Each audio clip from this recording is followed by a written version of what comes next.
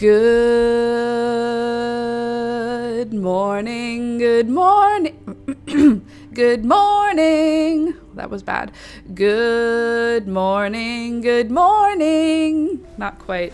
It's the Last Minute Laura Show. Good morning, hello. Oh, lovely, Alex. Did I put my phone somewhere? As you go. Can you get me my phone? Where is it? It's over there. Also, my stomach hurts. My stomach hurts this morning. Love your hair. Thank you, Winged Matchbox. I dyed it last night. Or yesterday afternoon, I suppose. I purchased new hair dye. So the color today is candy pink and fuchsia. Thank you.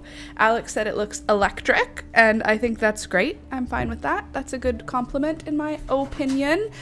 But thank you very much for the compliment as well, because I'm feeling it. The only thing I'm not feeling is my roots, but I'm not really willing to bleach them yet. So we just have to suffer through having roots that are dark for now. Jones, absolutely gorgeous. Thank you. Oh my God. Hi. You guys, stop it. Actually, don't stop it. Tell me how beautiful I am. No, I'm just kidding. Okay, so this past weekend, I had such a fun time. I didn't do anything. It's potty training weekend, so it's kind of like home body weekend for my nephew. I didn't go over.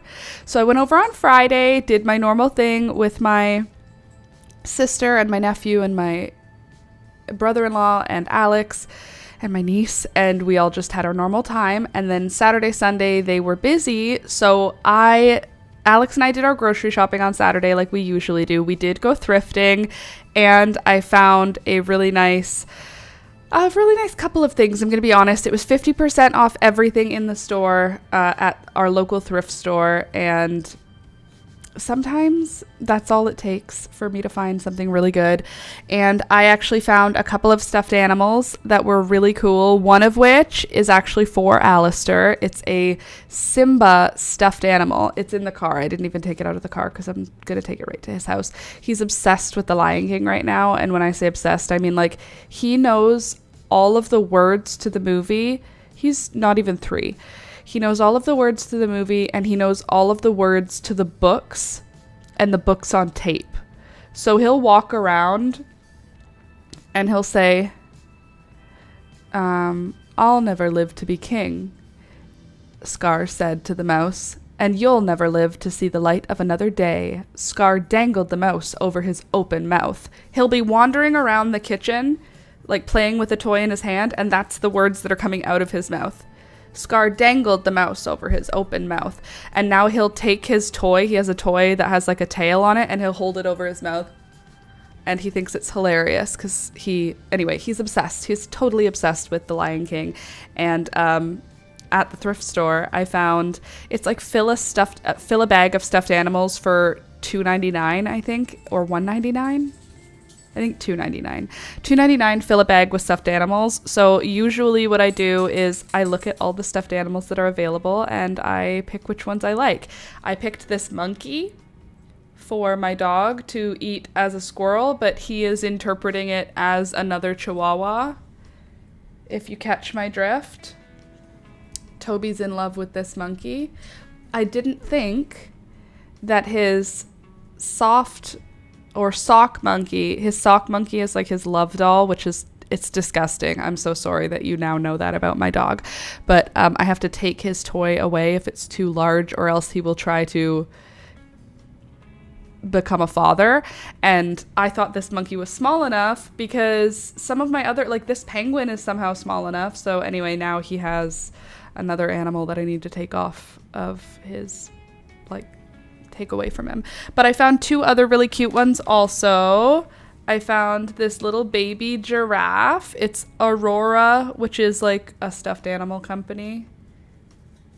Look, it's a little baby giraffe. I just thought it was cute. And then this one I got with the full intention of it being a chew toy for my dog. And then when I brought it home, I was like, I don't think I can. Look how cute this mouse is. Look at how cute it is. Are you kidding me? That's the cutest little mouse. Look at his little mouse tail. Another Aurora. It's so cute. It's just so little. Look at his little face. So originally this was supposed to be a chew toy, and now it's not. I need to find a baby who wants it because it's so cute. Look how cute it is. Let me see. You need to hang it off a houseplant when you bring them in. Oh, the monkey? That's a good idea. Tie it like the littles outside. Tie it on like the littles outside. Oh, the mouse. That's cute. Toby wants to kill every mouse in our backyard. Don't ya? You're just a killer? You want to come sit with me? Come here. Okay, now turn around so I can get you. Turn around. How am I supposed to pick you up like this? You want to come up? Okay, well, then you know the rules. You're supposed to turn your booty around. That way I can grab you safely underneath your chest. There. Oh, originally we thought this was fear, his arms being out straight. It's just that he's freakishly shaped. For him to do this, like what Thunder used to do, this is actually not comfortable for Toby because his legs are so long. So if you support him under his chest or his armpits, his neck just automatically leans forward and his legs go straight. But he's not scared. He's just so uncomfortably awkward. You're just an awkward boy. Oh, we're best friends. Can we kiss? Mwah. Anyway, here's Toby. Toby says good morning. Toby said good morning. I shined a light in his eye yesterday, and I think that we already are getting some cataracts. I think Toby's already getting a little bit of a cataracts. Huh? My little smoky eyes. You want to kick your leg up higher so you have more grip? Is that better? Oh, that's good. Okay, you be a good boy. Don't cause any havoc. Don't cause any mayhem. Stop bothering the cats. We are going to be crocheting today, I promise. I just haven't even got there yet, okay? I dyed my hair. I did my makeup. These are the things that you get. Hey, Jones. Are you Jay Jones? And you just changed your name on YouTube? Oh, by the way, I'm going to upload a bunch into TikTok, into Discord right now so I can show you my beautiful, beautiful, beautiful, where are you? Plants. My beautiful garden. Because my garden is doing a lot today. And I was able to get some really beautiful photographs for you. My zinnias are just popping off right now, which is so fun. So I'm excited for you to see them. I also have a new color of Lysianthus, which is so exciting. Sometimes my mom planted multiple kinds of Lysianthus, and it made me want to... It made me feel excited. Didn't make me want to anything. It made me feel excited. Oh, also there were some very interesting bugs in my garden.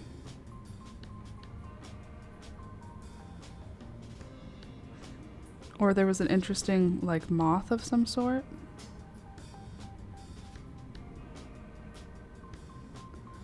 I did Alex's hair also. And I wanted you to see it. I braided his hair. Sorry, I'm uploading photos. I have very few brain cells. And I just want you to see how cute we are. We went to Costco on Saturday and I thought we were so cute. No, ma'am, although my middle name does start with a J. Okay, well, we have a J Jones that comes in here. So welcome, even though you're not them. You're welcome here. Come to our community. This is a fun community to be a part of, and we get together every Monday, Wednesday, Friday from 9 a.m. until 12 p.m. to make stuff together, to hang out together. Sorry if there's any glitching right now. I'm loading some things, and my computer has the brain of a potato, so it can't handle all this activity. By the way, if you haven't clicked the thumbs up button, don't forget to click the thumbs up button. Also, if you're new here, we live stream, like I said, Monday, Wednesday, Friday from 9 a.m. until 12 p.m. But we usually are like crocheting or chatting about plants or making something, or just, it's a good vibe. It's a good place. You're going to like the way you look. And by look, I mean craft. You're going to like the way you craft. Okay, are you ready to see my Discord bonanza of plants? Because my garden is amazing and I need you to care. I don't need you to care, but I need you to I don't even need you to participate. You can just hang out here while I show you things that are going on in my plants, because my plants are doing the most and I'm quite happy about it. You can do it, little computer. It's gonna be okay. Okay, so first things first, this plant, still unclear what it is. I still don't know what this is. I'm gonna try searching the photo again and see if the internet can tell yet, because I take pictures of it and I ask the internet often, and the internet repeatedly says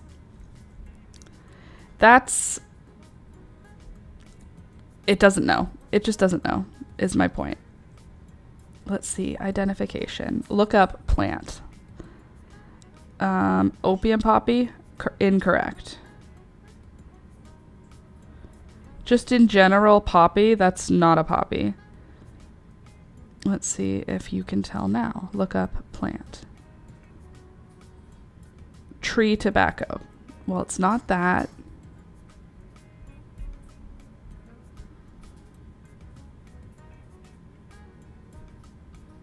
LOL. If it is a weed, I'll LOL in my heart. It's fine. If it's a weed, it's fine. I'll still love it. I'll still appreciate it for all the work it's been doing this year. So here's what's up. This plant is something that I either planted or didn't, and I don't know. There's a random feverfew growing out of the middle, a random clover growing out of the middle. There is one blossom from a Chantilly snapdragon, and then a bunch of pink gomphrena coming out of the back there. I don't know. I don't know what we're looking at. If you think that you know what this plant could be, I would love to hear from you. Also, this one over here is some kind of celosia, and we don't know her either. Here's a close-up of the leaf for vibes and texture. It's got a thick, leathery texture, thicker than a regular leaf. Not quite as thick as like a Hoya or anything, but like leathery. Like it feels like it's like got a good thickness to it. It's pretty dry and ruffly. Looks thick like kale. Yeah, it's thick like kale. But the leaves are not kale leaves. I haven't tried to eat it just in case it's not food, but I can't tell what it is. You can see the leaves kind of start off thin, like a dandelion, but the thinness only happens for that 1 inch, and then it immediately starts to ruffle out. You're right, it does kind of have a kale vibe to it, but it's not kale because I didn't grow any kale that fits that description. My straw flowers are now in full swing. We've got tons of flowers opening pretty much every day, and they're pretty cute. They're pretty fun. I'm excited to start harvesting them for dried flower bouquets. Yesterday I harvested some celosia, and it is starting to get wilty, which is fine. It's going to sit here and dry out. I've got what is that? I have apricot status and I have yarrow over there drying as well. But it is time now to start harvesting things to preserve.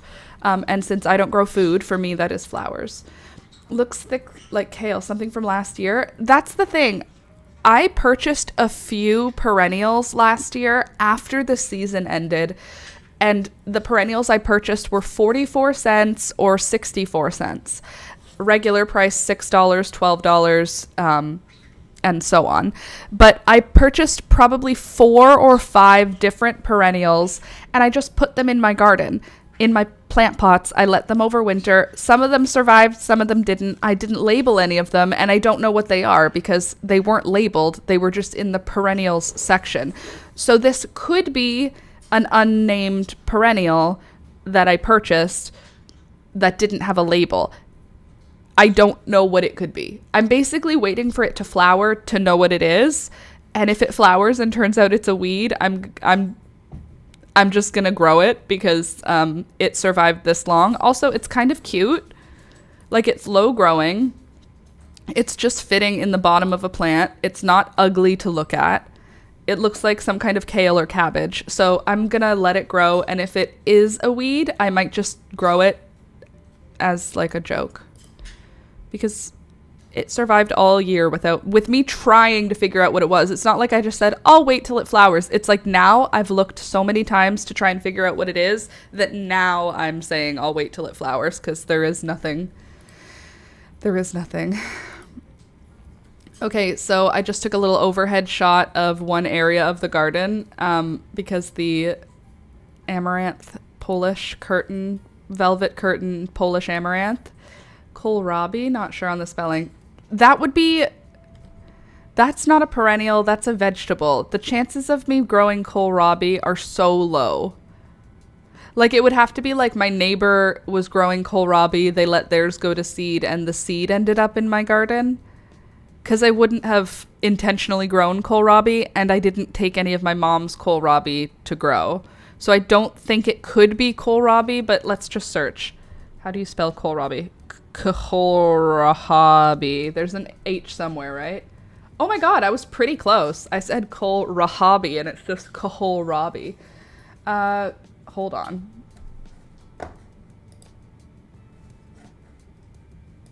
Lol. No, it can't be. No. No, it's not like that. You're right though. It is kind of similar to that look. Kind of like that broccoli leaf, broccoli stem, but do you see how it's sitting much more upright? Like, do you see in this picture how the leaves are coming upright a lot more and there's a lot more naked leaf versus mine doesn't have a lot of naked leaf up close and it doesn't get quite so ruffly as the kohlrabi. Good idea though. Good thinking. Okay, let's continue into the flowers. The purple amaranth is doing some really cool stuff now. It's finally starting to bud up. The not coral fountain, the hoppy red dye amaranth, Polish amaranth, or velvet curtains, whichever one this is. It's one of the purple varieties. Sorry, I was trying to think of the 3 different varieties. Behind it, you can see there's a pink cleome, but it's finally starting to flower, which is awesome. Also, I have some black-eyed Susans that I got from my mom, and these are just the traditional, regular old black-eyed Susans, yellow with a black center, but I don't have any, so this year I got a plant from her so that I can at least have a little bit of it. Are you looking for the duck hearts? You've not been invited to eat those. He opened Toby's treats today, this kitty cat, and he started eating them. They're freeze-dried duck hearts, and he had 2 of them before I got to him. Rohan, hey, that's a bad idea. If you jump down there, you're gonna get chased. He's gonna chase you. Come here. Rohan, come here. How about if I do this? Look.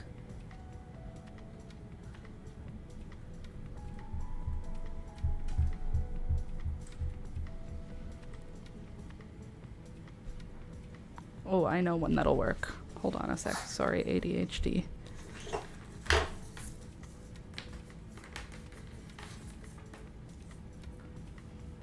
You're not feeling playful right now, mister? You're just here to hang out? You can just come hang out with us. I'll put the sleeve on the table so you have somewhere to lie down. Peekaboo already got hair all over the sleeve from lying on it, so you could lie on it too.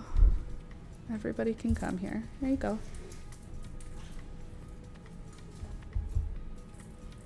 Excuse me.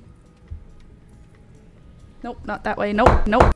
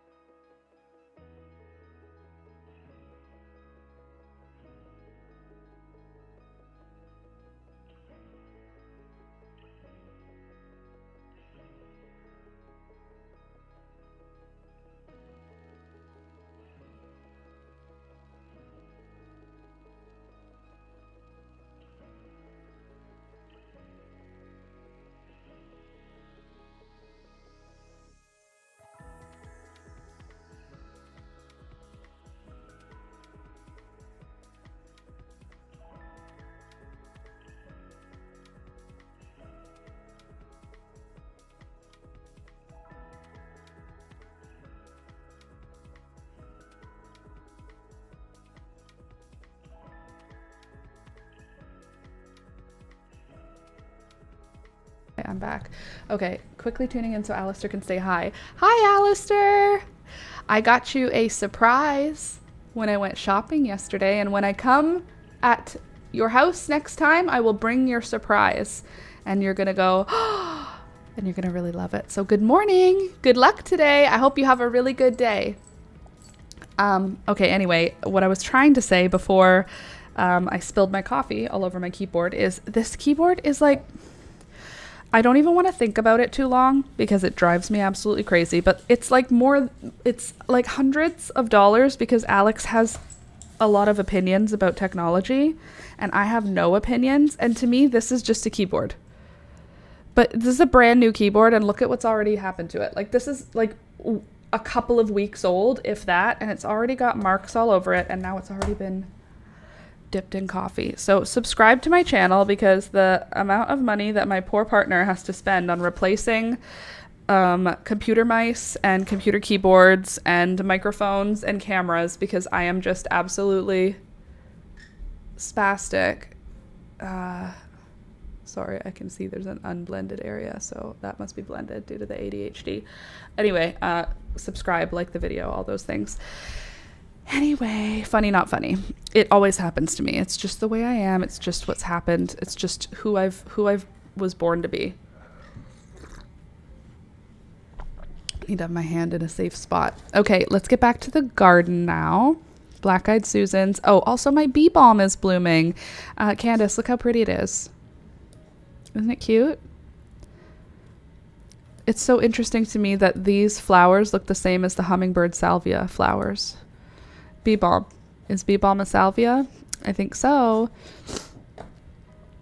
Okay, moving on. Next, we have a zoomed out picture of that overhead garden. So you can see the cleome growing. The Polish amaranth. I had some at my old place. It looks the same. Isn't it cute? You can see the cleome though and the amaranth. I just wanted you to see how tall it is. Also, I have 4 so far. 4 plants so far of this type of zinnia. This is the Queenie Lime Orange. I love the cleome. Wow, it's so tall. Yeah, Alex and I measured last night. Hey, Alex, could you send me the photo of me with the amaranth from last night? Because Alex took a picture of me next to it for height, but I said it's got to be 10 or 11 feet. Alex said it's probably 7 or 8 feet, but I think I'm right and he's wrong. But it is so tall. My mom's usually gets to about 3 feet. I usually get mine to around 11 feet. Anyway, this is a pretty zinnia. This is the angle that you see when you're walking up the stairs to get into the house. So the backyard is all over there. You walk up these probably painted with lead paint stairs railing. Pardon me? I'm not sure, but I'll check.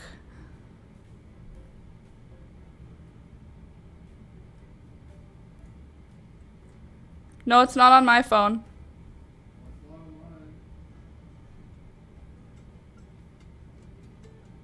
That's weird. I have pictures of us at Costco, but I don't have any of us in the garden. You did take pictures of me. That's so weird. You literally took them of me. Are you sure it's not like... Did you take a video? That's so bizarre. Oh well. That's okay, we could try tonight. I want to show the height of that plant. That's so bizarre. That's okay. Sorry, I'm just checking my phone. Send to your mom a pic for bragging rights. Yeah, totally. So this is my geranium. She was, I think she was $5, but she might have been 3 for $10, so she might have been $3. Unclear. Cute. But she's doing really well, and I'm going to try and overwinter her. This nasturtium looks like it's growing where you see it, but it's actually growing in the pot that the cleome is growing in, down at the bottom, and it just climbed up, and it's now just climbing away. Isn't it pretty? Good view.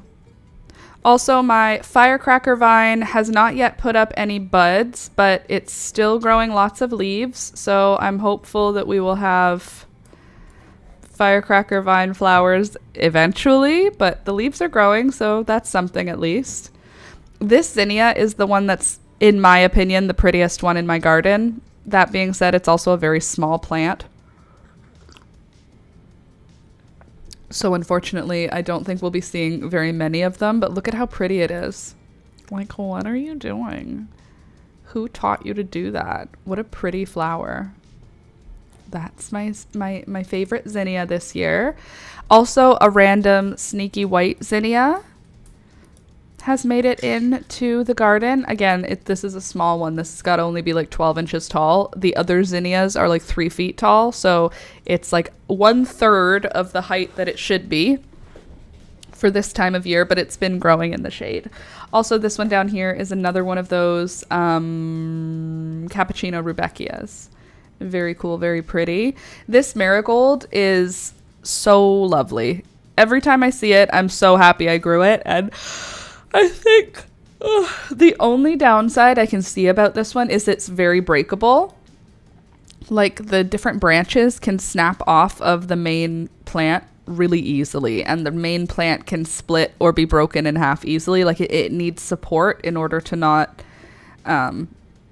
just sort of break apart. So I have tons of support on mine, so it's fine, but that's the only thing that I would think of as like a kind of a difficulty with this variety of marigold over some of my other varieties. That being said, I have the exact same problem with the Jolly Jester marigold, where the large branches begin to break off if there's no support for them. So I just put support around my marigolds, but look how cute she is. Look at the little flowers. Aren't they so sweet? It smells so yummy. It smells like lemon and marigold and bitter and something else. There's just like a lot of flavor happening in that plant. All right, moving right along. Let me show you what else I've got in the garden. So I've got these periwinkle colored scabiosa, so cute and so little and ruffly. By the way, click the thumbs up button as you come in. I see you coming in. Come on in, sit down, join us, but click the thumbs up. It helps the channel and the algorithm gods. You can see back here there is a black scabiosa. This one's just about to go to seed. This one is not yet there, not quite so far along, but this is a little periwinkle one, and it's so cute. My scabiosa, I don't know if it's me or if it's scabiosa in general, but mine are quite slow to bloom. Mine only started blooming maybe a week ago. So I am going to check the days to flower numbers before I plant them next year, because I might want to plant them differently than I did this year. I feel like I was waiting. There were a few pots that had nothing going on in them for quite a while because I put scabiosa thinking that they would fill in the space. So I think I have to find another solution there.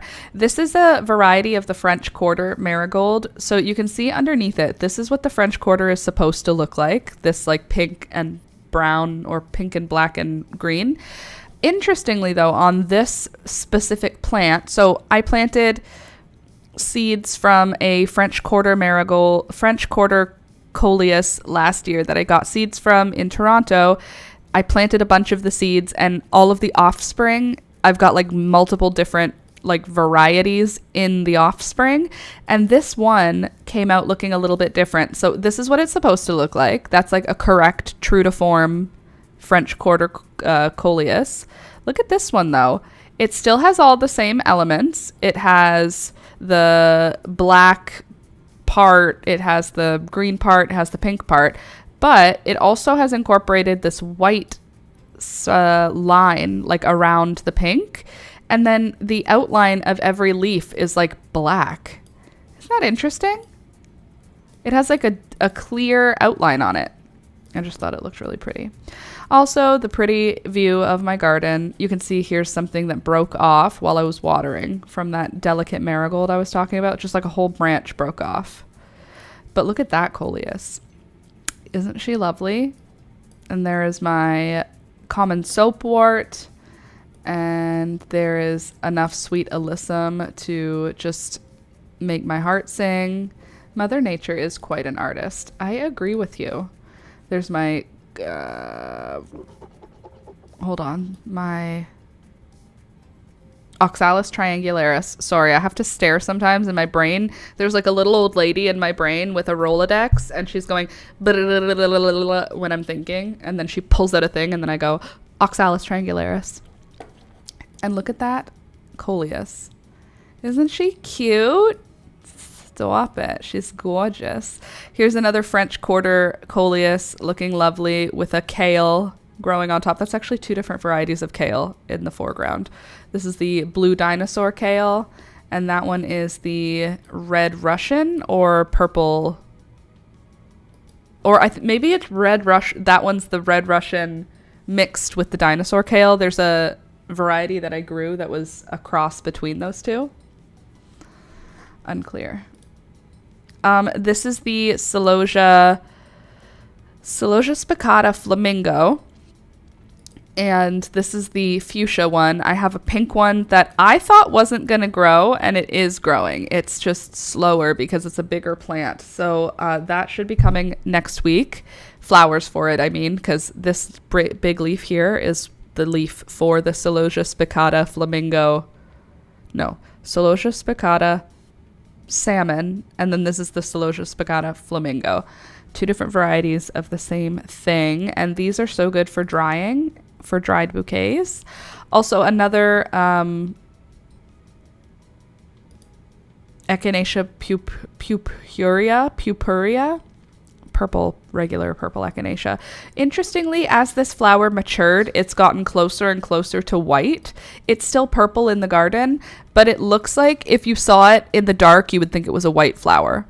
Like, it's pretty pale purple. There's not a ton of pigment in that. Here's the Celosia spicata from a little bit farther away, and you can see now this one, how big the plant is in comparison. So there's no flowers on it yet, but do you see how big it is compared to the spicata? There's this guy, this whole thing. Look how small those leaves are. And then look at this one. So this is another Celosia variety that hasn't started flowering yet. A little late, but I'm pretty sure I threw the seeds out. Those weren't like planted. They were just tossed into the garden. Okay, this is the view of my shade garden, and I'm kind of just obsessed with it. Every time I look at this angle, I'm like, oh, I love how the fence gets covered in ivy. Even though, like, if it was my house, I don't know if I would keep it. I do love how it looks here. And also you can see the morning glory has now finally made it to the fence. That's all these big heart-shaped leaves. Also, a random Swiss chard made it into my hanging basket, and I just let it live there. Oh, here's another perfect example of the French quarter coleus. If you're a coleus girly, if you know, you know. Coleus girlies know. I'm so sorry. It's just who I am. I'm just an annoying person. It's just... Here's another pretty coleus. This one's a red one. Look at my beautiful aloe plants. Oh, I have to start thinking about repotting and bringing my house plants back in now that it's the middle of August. There's about a month left before I have to start bringing them back in. The wintertime plant stuff. Okay, now let me show you my really beautiful, gorgeous Lisianthus. So this Lisianthus was grown by my mom. She started the seeds in like December, and now they're all blooming. Look how pretty they are. But look, do you see the sneaky new color that has entered the chat? Look at that beautiful, beautiful apricot color. So here's the like bright, vibrant pink. They're very pretty, very bubblegum flavor. But look at that color back there. Do you see? Look at her. Isn't she stunning? I will cherish her always. I think if I can save seeds from this, I will. If I can't, then I'm going to try and save the mother plant. Do you see her in the background? Do you see how she's a different color? Aren't they cute? They look like a bundle of roses. They're so pretty. Oh, they're the same color as the Cleome. I didn't even notice. Look, there's that. And then there's the pink Cleome with her beautiful star-shaped leaves. Aren't they so fun? Hold on, they are pilated? No, that doesn't sound right. I forget what it's called when the leaves are in separate segments like that. Pilated is the word that's coming to my mind, but that's not right. They are... Hold on. Leaf, shape, names.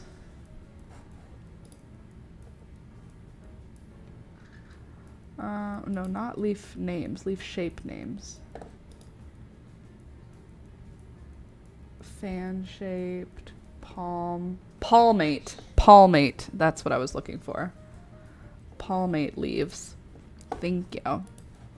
Not pilate, palmated leaves. Very pretty plant. Here's another orange, Queenie Lime Orange. And she's pretty. She's got enough salmon to her that I will forgive her for existing in my garden. Here's another 2 French quarters. So this is the same plant, or the same type of plant. 2 separate seeds grew 2 separate looking siblings. 3 actually. This is 3 different plants. 1, 2, 3. And you can see the growth pattern is completely different. We got way more darkness on this one, a medium amount of darkness on this one, and a low amount of darkness on this one. I have to sneeze 1 sec.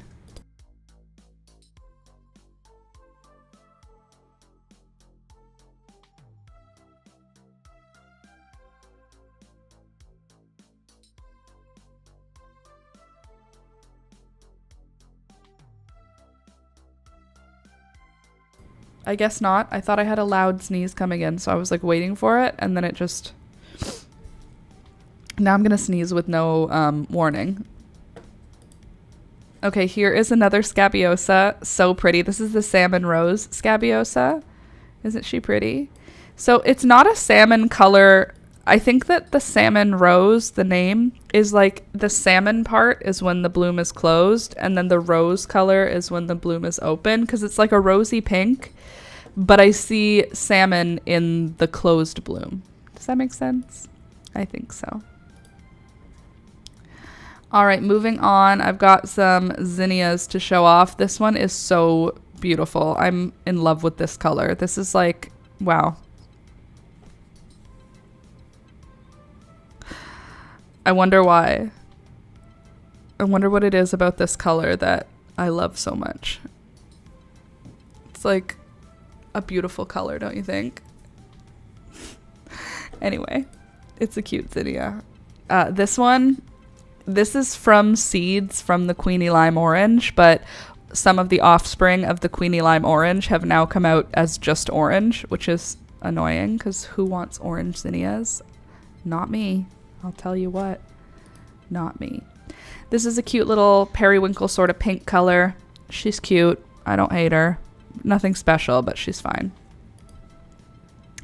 This is one of those colors that I don't care for, but I won't pull it out at this time of year just because it doesn't feel polite to do that when it's so close to the end of the season. So I'm just going to let this one survive, but I don't care for this color. This one is supposed to be the Glorious Red, but if you can see in the middle, there is some like purple coming out of the middle, which to me does not fit the description of Glorious Red. All right, I'll be right back. I want to get a drink of water. Hold on. Love it. Is it flowering? trying to be matchy. Literally.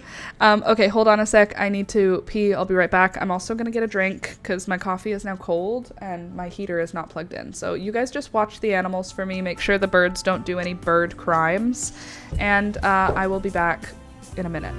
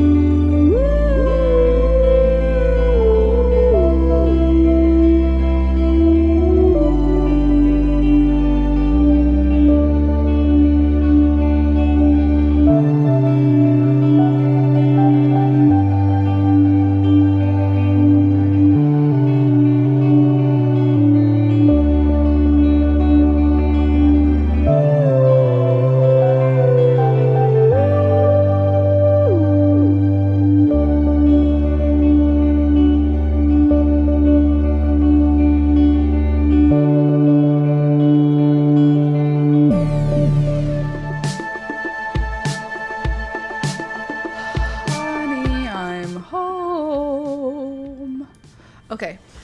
By the way, if you haven't yet clicked the thumbs up button, you should. Please and thank you. So I'm trying to cross my legs, but I'm wearing a long dress, so it could be difficult. Also, on the weekend. It was not the peach festival where I live, but peach season is upon us. Candace, did you end up going to the peach festival? For me, it's not until next weekend where we live, but I did buy peaches and I price matched them, which is such a good feeling, but I just wanted you to see how juicy and amazing peaches are right now here because they're ripe. They're from here. Like, these were literally from down the street from where my parents live. I bought them at like a local grocery store. But you know how it says like where they're from? Well, it said the farm, sorry, my nose just started running. It said the farm. I Googled it and it's literally just down the street from my parents, but the peaches right now, they're perfect. They're like ripe and juicy and lovely.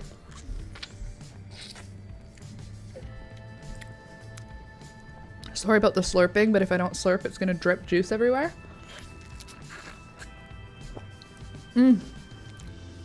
Sorry, I just had a stomach ache. So I'm gonna eat some peach and it will help.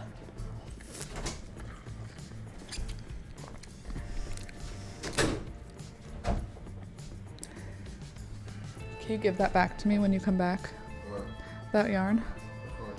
The one you just kicked? I didn't kick that. What happened? How did it connect? How did it connect with your foot? It didn't. It was just falling on the floor. Just on its own? Yeah. That's so bizarre. I wonder how that happened. Like that when I found it. I'm so sorry if eating grosses you out.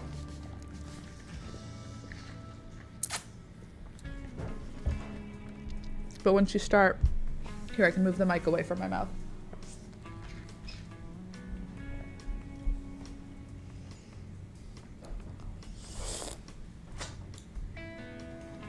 She's juicy. Peaches are in here too, headed to a farm stand today. Oh, I love that for you. Alex and I have plans to go to a farm stand to get a bunch of peaches because you can buy for like, I don't know, 20 bucks or something, like a super large bin of peaches, essentially, like a large, what, a flat maybe?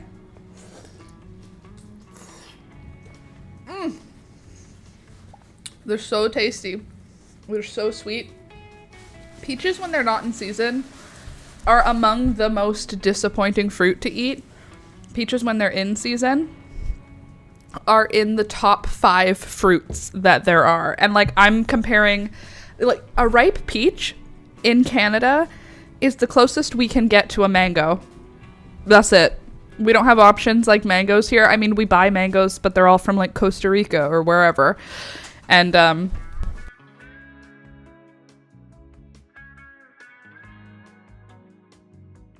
but when a peach is perfect, a perfectly ripe, perfectly juicy peach, it's pretty close. It's pretty close to a mango. It's not. Like, I'm not an insane person. I'm aware that a mango is not the same, but it's the closest we can get, and I will take it. Because a ripe fruit, ripe off the tree, is so good. The peaches you buy at the grocery store here, if you eat them the day you buy them, they feel hard because they've been in refrigeration for a period. So you leave them out on like the counter in the sun, and the following day, oh, it's like God has blessed you. I want some so bad. Well, if you can make it to Superstore, you can price match to no frills. It's $6.50 for a 3-liter clamshell of peaches, and I price matched them to $3.48, so it was basically like 99 cents a pound, down from $1.99 a pound. Thank you for price match. For those of you who are too fancy to price match, you're not my people. You need to learn about price matching, and thank you. I mean, peaches are good, mangoes are gross. Well, you're wrong about that, and I'm sorry to be the one to let you know. It's okay to be wrong. But mangoes are gross? What are whatever. You've eaten only bad mangoes. There's no way. The closeness between mango and peach is, it's so close. There's no way to hate. No, you have never had a good peach. I'm so sorry for you. You've never had a good peach. How disappointing for you. Mango. You've never had a good mango. Sorry, my brain doesn't work most of the time. This grew from seed in my garden, which is amazing. This is a common soapwort. I have seeds for common soapwort that I saved last year. Mango tastes like vomit to me. I truly believe, Heather, that you've not had a correct mango. Unless you're one of those people with like weird taste buds where you like taste cilantro and taste good flavor. Or there's a few things that taste buds are different with different people. But anyway, mangoes are in the top 3 fruits that exist. I would say, what are the top 5 fruits? What are your top 5 fruits? Mine would be in-season cherries, in-season peaches. I may be a little bit biased right now because right now we are in cherry and peach season, but in-season cherries, in-season peaches, mangoes.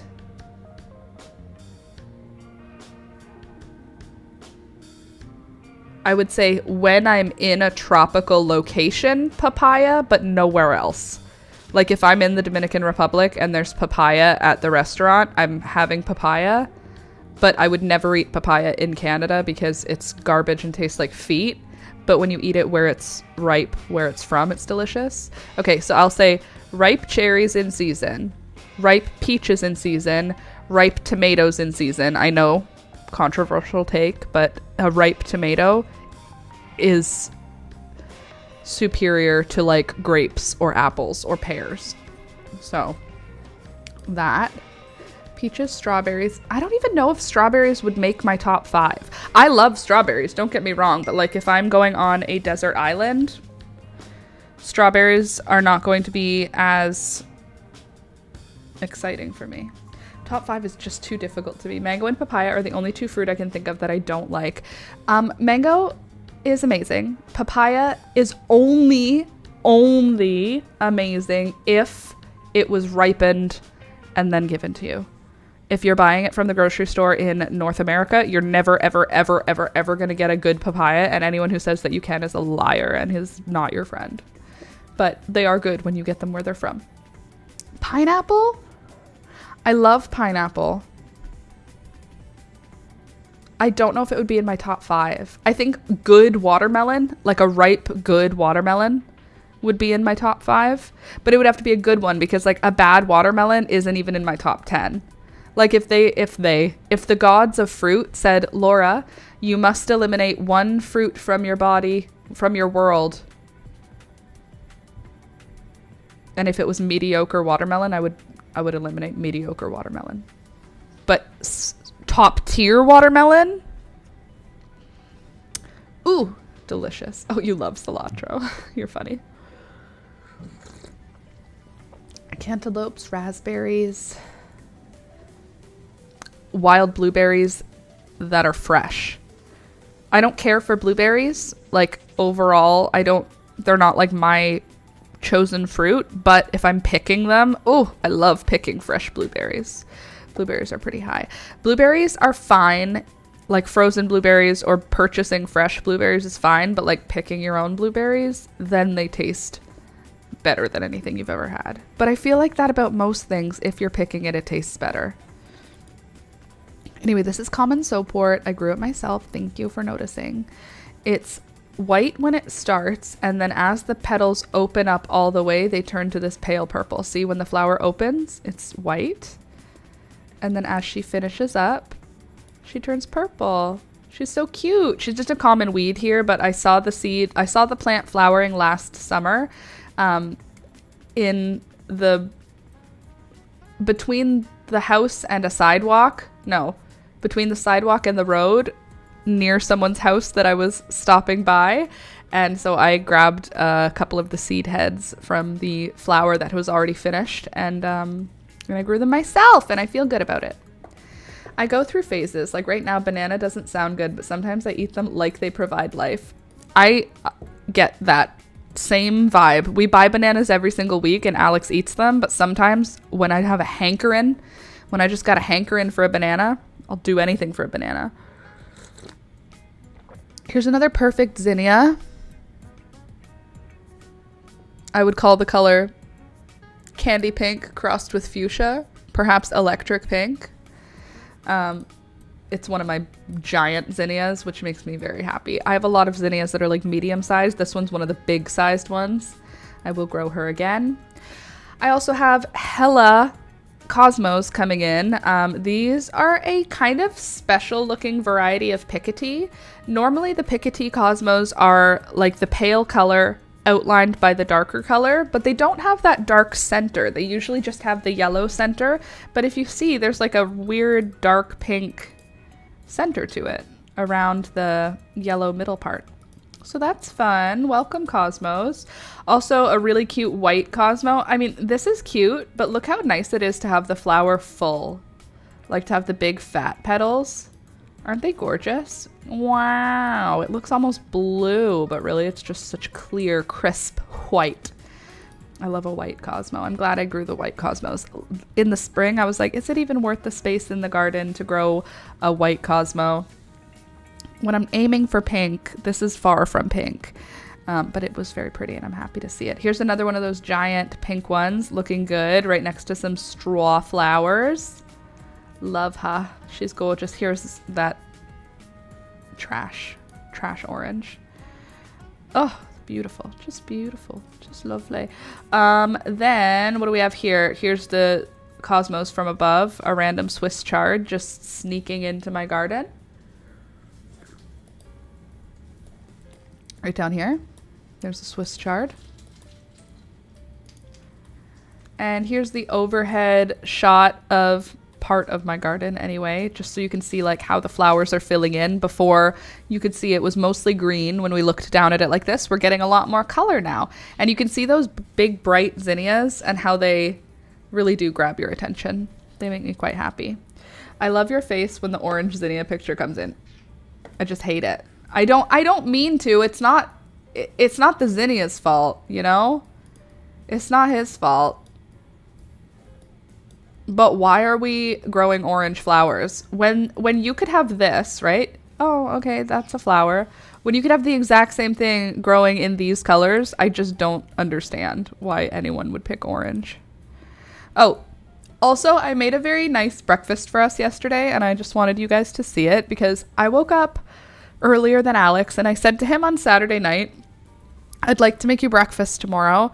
Would you like me to wake you up with breakfast, or would you like to wake up and then have me start making breakfast? Either way is fine with me. And he said, I would like you to wake me up with breakfast. So I said, bet. I made us coffee. And if you look, his coffee even has the cream in a little cup next to it. I made us scrambled eggs. I made us peaches. This peach was too ripe to cut up, which is why it looks like it was chewed up by a toddler. I made us, I know this does not look tasty, but I promise it is. It's red peppers, jalapeno peppers, onions, potatoes, all sliced on a mandolin and cooked in an order. Fresh tomatoes, I had already eaten a couple of mine, and then bread, and we had orange juice, and we had black pepper, and there were flowers. Ta-da! True love. Also, this was in my garden, and when I saw it at first, I thought, oh, it's a larva of a like a ladybug or something. From far away, that's what I thought it was like blur your eyes. I thought it was a caterpillar. But if you look up close, this is a moth. What kind of moth is this? Look at its pretty design. What? How do you have a little flower patch on your shoulder? So cute. What are you doing here? Look at her. Isn't she cute? She flew away and I was like, you're a moth? Why is your body like this? I'm actually going to look it up and see what the internet says she is. Because I've never seen her before and I think that she is beautiful. Okay, where are you in my photo set? Lower down, lower down. Nope, higher up, higher up. Even after all this time. Webworm, that's not good. Species of ermine moth. Now found commonly in the United States. It was formerly known... It's small, very colorful moth, resembles a true bug or beetle when not in flight, but in flight it resembles a wasp. Okay, are you trouble? I need to know more about you. Are you trouble? Don't worry, I'm gonna let you know. Don't panic, everybody. What do you do? Host plants. It's thought to be a native to South Florida and the American tropics, all the way to Costa Rica, where the habitat is a paradise tree. Another tree called Tree of Heaven, originally from China, has been widely introduced into landscapes, and they are... Okay, so... Alright. So... Sorry, I'm using my brain while I'm trying to talk to you, and that's hard. So, it lives on a Tree of Heaven as its host plant. Oh no! It does bad things. Its larva does make webs. It's considered invasive. Interesting. The Tree of Heaven is still sold by nurseries as a yard plant, even though it's considered invasive, because it's one of the few species that will grow in highly polluted, difficult places. Hamilton.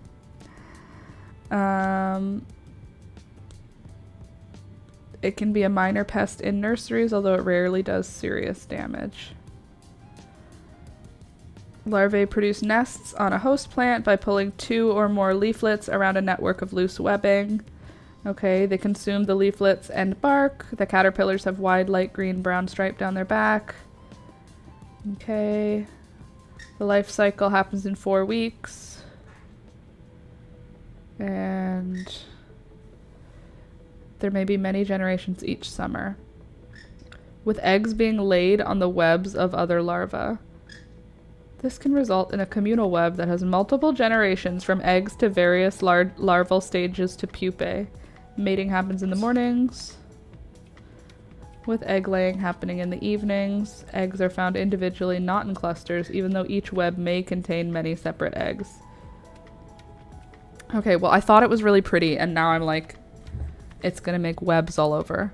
What are the dots on those leaves? Those are marigolds. That's the back of a marigold leaf, and those are, I think, defense mechanisms. I think it's the marigold looking like it's damaged so that other bugs don't bother it. However, every single marigold has these on the back. It's only on the back of the leaf, and it always looks like that. And I believe, in my heart of hearts, that it has something to do with making other insects not lay their eggs there because it looks like they're already occupied, or it looks like they're already damaged, so bugs don't land there to eat them. I think that's what marigolds do, although marigolds also emit a pretty strong, like, essential oil that keeps bugs generally away. Marigolds are not typically like a bothered plant. Anyway, I just wanted you to see the size of this. I thought it was cute, and now I hate it. This is Cleome. This is my pink Cleome. She's beautiful. This is my purple Amaranth. She's beautiful. There's my purple Cleome. She's beautiful. There's my Lisianthus. There's a Ziploc bag that I swear to God I've had out there for weeks. I don't think it has anything on it or in it. I think I just left a Ziploc bag on the ground, and every time I walk by it, I look at it and I go, don't forget to pick that Ziploc bag up. I'm going to pick it up today. Today's the day. That Ziploc bag. This one right here, it's coming off the ground today. Okay, also I did Alex's hair. This was before I dyed my hair. It's much brighter pink now, but on Saturday we went grocery shopping like we normally do, and I did Alex's hair in 2 French braids. And I said, can I take a picture? I want to see your hair. And he said, sure. So here's Alex's French braid that I did. And here's, you can't see it all here, but you can see how tight the front is. It's pulling on his brain. Look at his pretty beard. Look at my pretty man. Isn't he so handsome? Look at my little engineer guy. My handsome man. He loves me so much. Okay. Anyway, that's all. I just wanted you to see Alex's really pretty beard and really pretty braids. Look at, I did French braids on him because his hair is getting so long. Let's see. Oh, did you get my message? I sent you on Insta. I did not. Even after all this time. There we go. You may not be able to cam.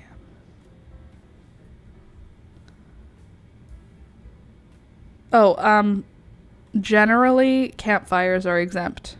And it won't be until October anyway, Candace, but thank you. Burn bans have not yet affected our camping ever, but thank you for the warning. Good idea. Good idea to keep an eye on it.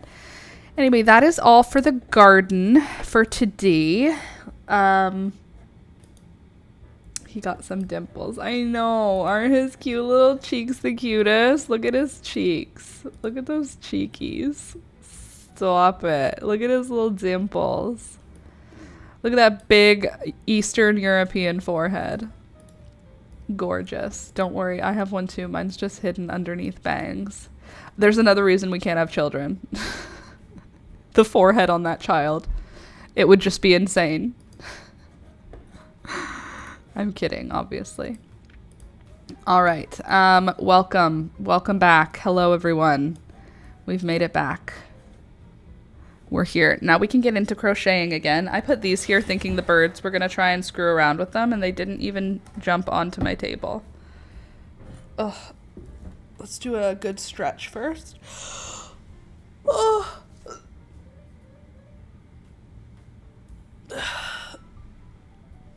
Beautiful. All right, now let's back this thing up. Hold on.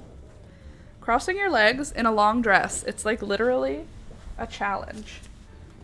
But I will not give up. I will not stop. You cannot stop me. I will always cross my legs. Oh, I also had something happen yesterday. I will show you. I was coloring. I took out my pencil crayons, or my colored pencils, for those of you who are from wherever they call them that. Where I live, they call them pencil crayons. Anyway, I was taking out my pencil crayons and coloring, and then Miss Beelzebub, when I went to the bathroom, she said, I think I'd like to also play with your pencil crayons, and I'm going to show you what she did to the tips of like 10 of my colored pencils. Look at this. That's what birds do. This right here. That, look at this. The end of this pencil is now gone. Damn bird. So annoying. But you want to see what I colored? I drew some pretty pictures and I colored them because I'm an adult and I can do whatever I want. I was actually really, looks like they need sharpening. You know what's so annoying, Candace? My pencil crayons, I had just sharpened all of them. And sharpened all of them. Like, I took out my electric pencil sharpener and I sat there and I sharpened all of them one by one before I started coloring. So not only did I already put away my pencil sharpener, and I hate taking it out because it's like a whole schleb to get it out. Again? Sorry, I just knocked my coffee over again. At least this time it was not near any electronics. Okay. I'm going to show you all my pretty pencil crayons. Look, I'll grab any random one. I'll just grab a handful so you can see how sharp they all are, except for the ones that Beelzebub bit. Here, look. I sharpened them all to a beautiful, perfect point with my beautiful, with my beautiful pencil sharpener, and then Beelzebub chewed off some of the tips. 'Cause she's so rude. Anyway. Oh my god, I just hit my coffee again. This is not a good location. I'm just gonna hold it in my hand. Can't knock it over if I'm holding it. Okay, here's well, first of all, there's all the mess. Let's get you down here. So I can show you what I've been coloring. Oh gosh, I didn't take my meds today. Hey guys, don't forget to take your meds. It's important. I just remembered.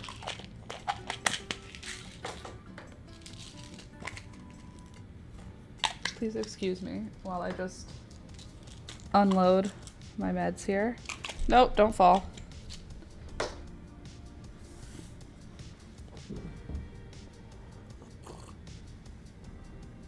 Sorry.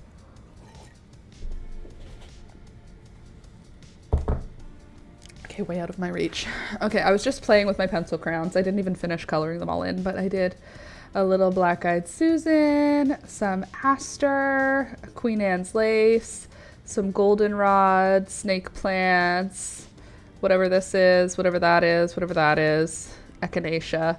I was just playing. And then I also colored in some trees that I drew recently. I'm trying to learn how to draw trees. I'm finding myself not feeling confident in my tree drawing abilities, but some of these I really like. So I was trying to figure out how to draw trees that look realistic. I'm trying to learn how the branches work. I don't feel confident in the branches, but some of the ones that I did that are just kind of like interpretations, I like better. Like I like this one.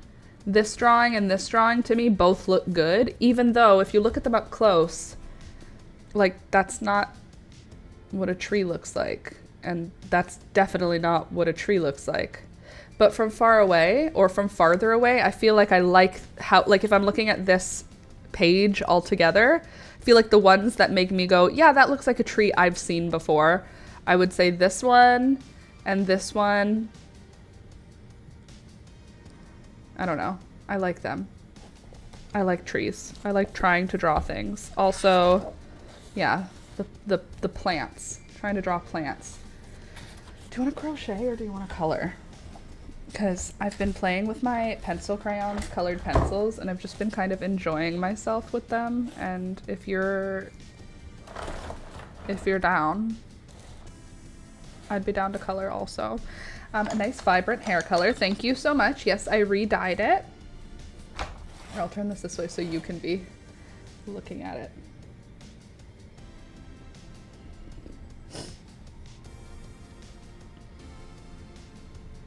Can you believe it's already the middle of August? Candace, you said it earlier, how we are in the middle of another heat wave and how you don't love it. And I agree with you. I just want to enjoy time out in my garden, and I literally can't do that because it's 38 degrees Celsius. Like, that's just too hot, you guys. It's too freaking hot.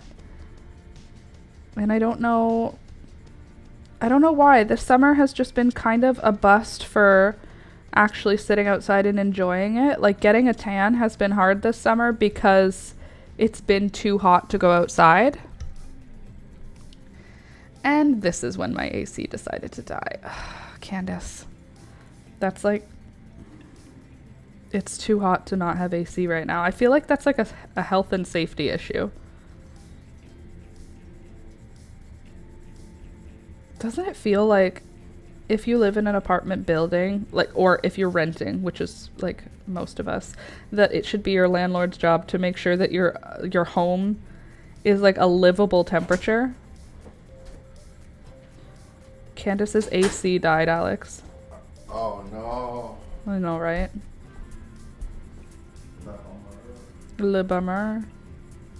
Whenever you speak French, you sound like you're speaking Quebecois.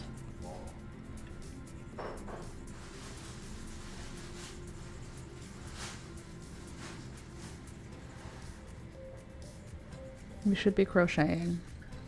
I'm not going to do much moving here at all, so I will sit here and melt. Well, I hope that instead of melting, you have ice cube trays that are full and you can continuously make yourself some nice ice cold drinks. Ew. It's so hot. It's too hot for no AC. I'm sorry, Candace. Go to the mall or something. Sit somewhere cold today. Or just don't move. That works too. Any update on when they're gonna fix you? They being the doctors. I shouldn't be coloring right now. I should be crocheting. This is a crochet channel. Let me just finish this one plant and then we can crochet again. Right, Alex? Right.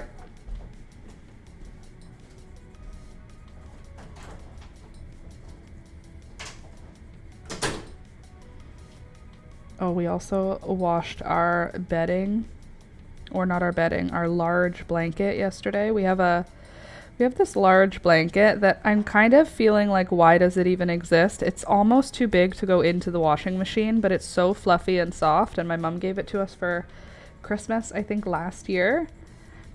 And we finally washed it. It honestly has been too long since it got washed because it's so large and it takes 2 loads to wash it to make sure it got washed, and then it takes 2 times in the dryer, so it takes like so long. Let's see if the scratching they did eggs my body on to do some work on it itself. Nope, I have to wait a few months. It was good in the morning, and Ada and I went for groceries, and when we came back my plants were wilted. Oh geez. Hi Louisa. It was good in the morning at least. We've got pretty good in the morning here too. It's been warm but like tolerable. Well, hopefully you had a chance to water your plants, Louisa.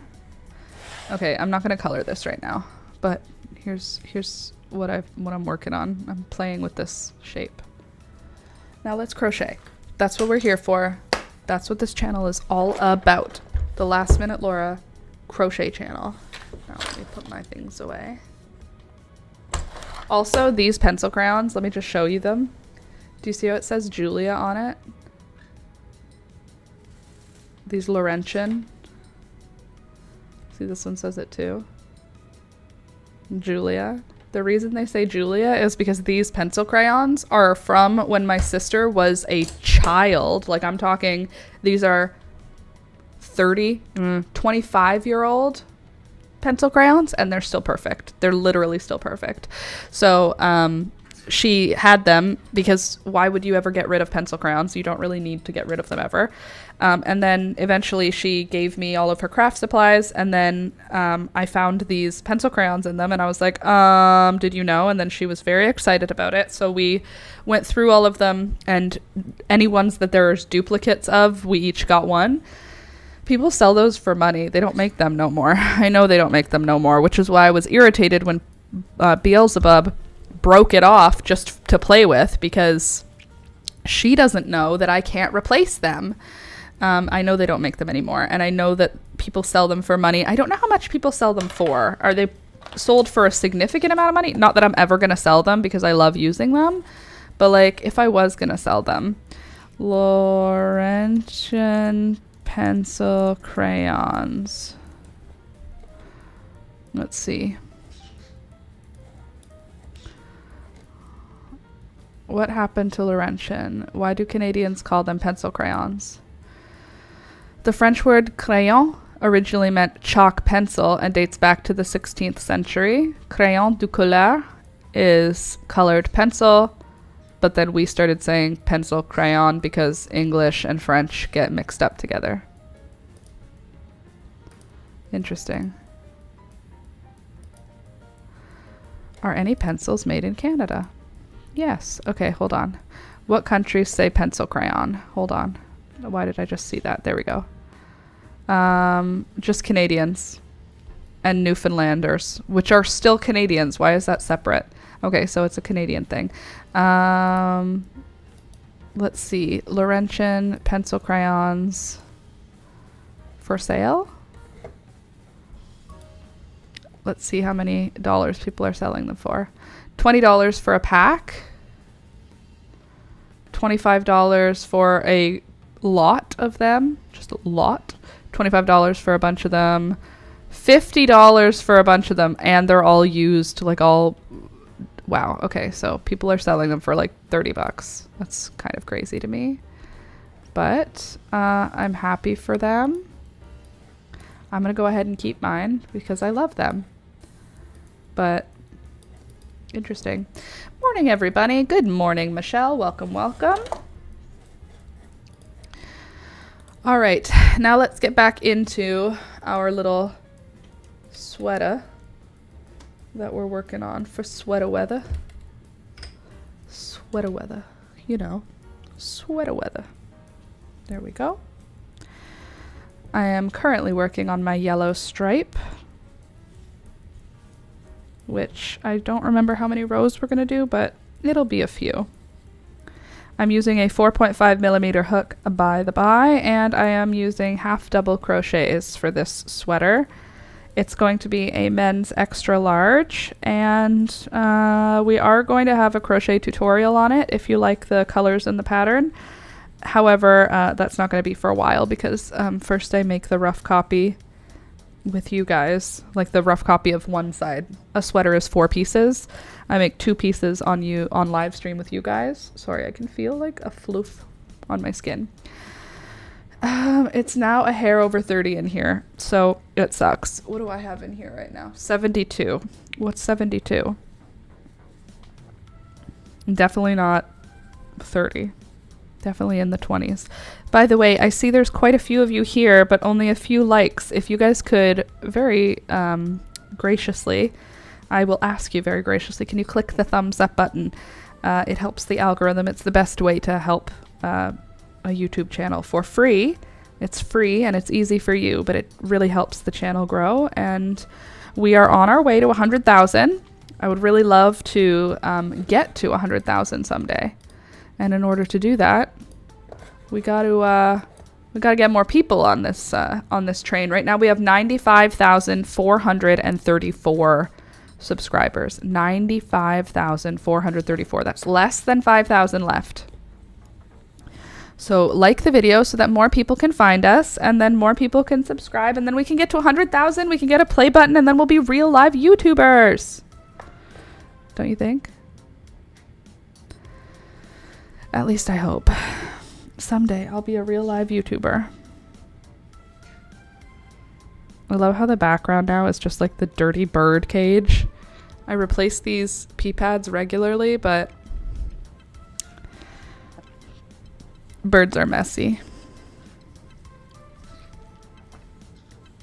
Toby is sleeping at my feet. It's very cute. Maybe I can show him to you.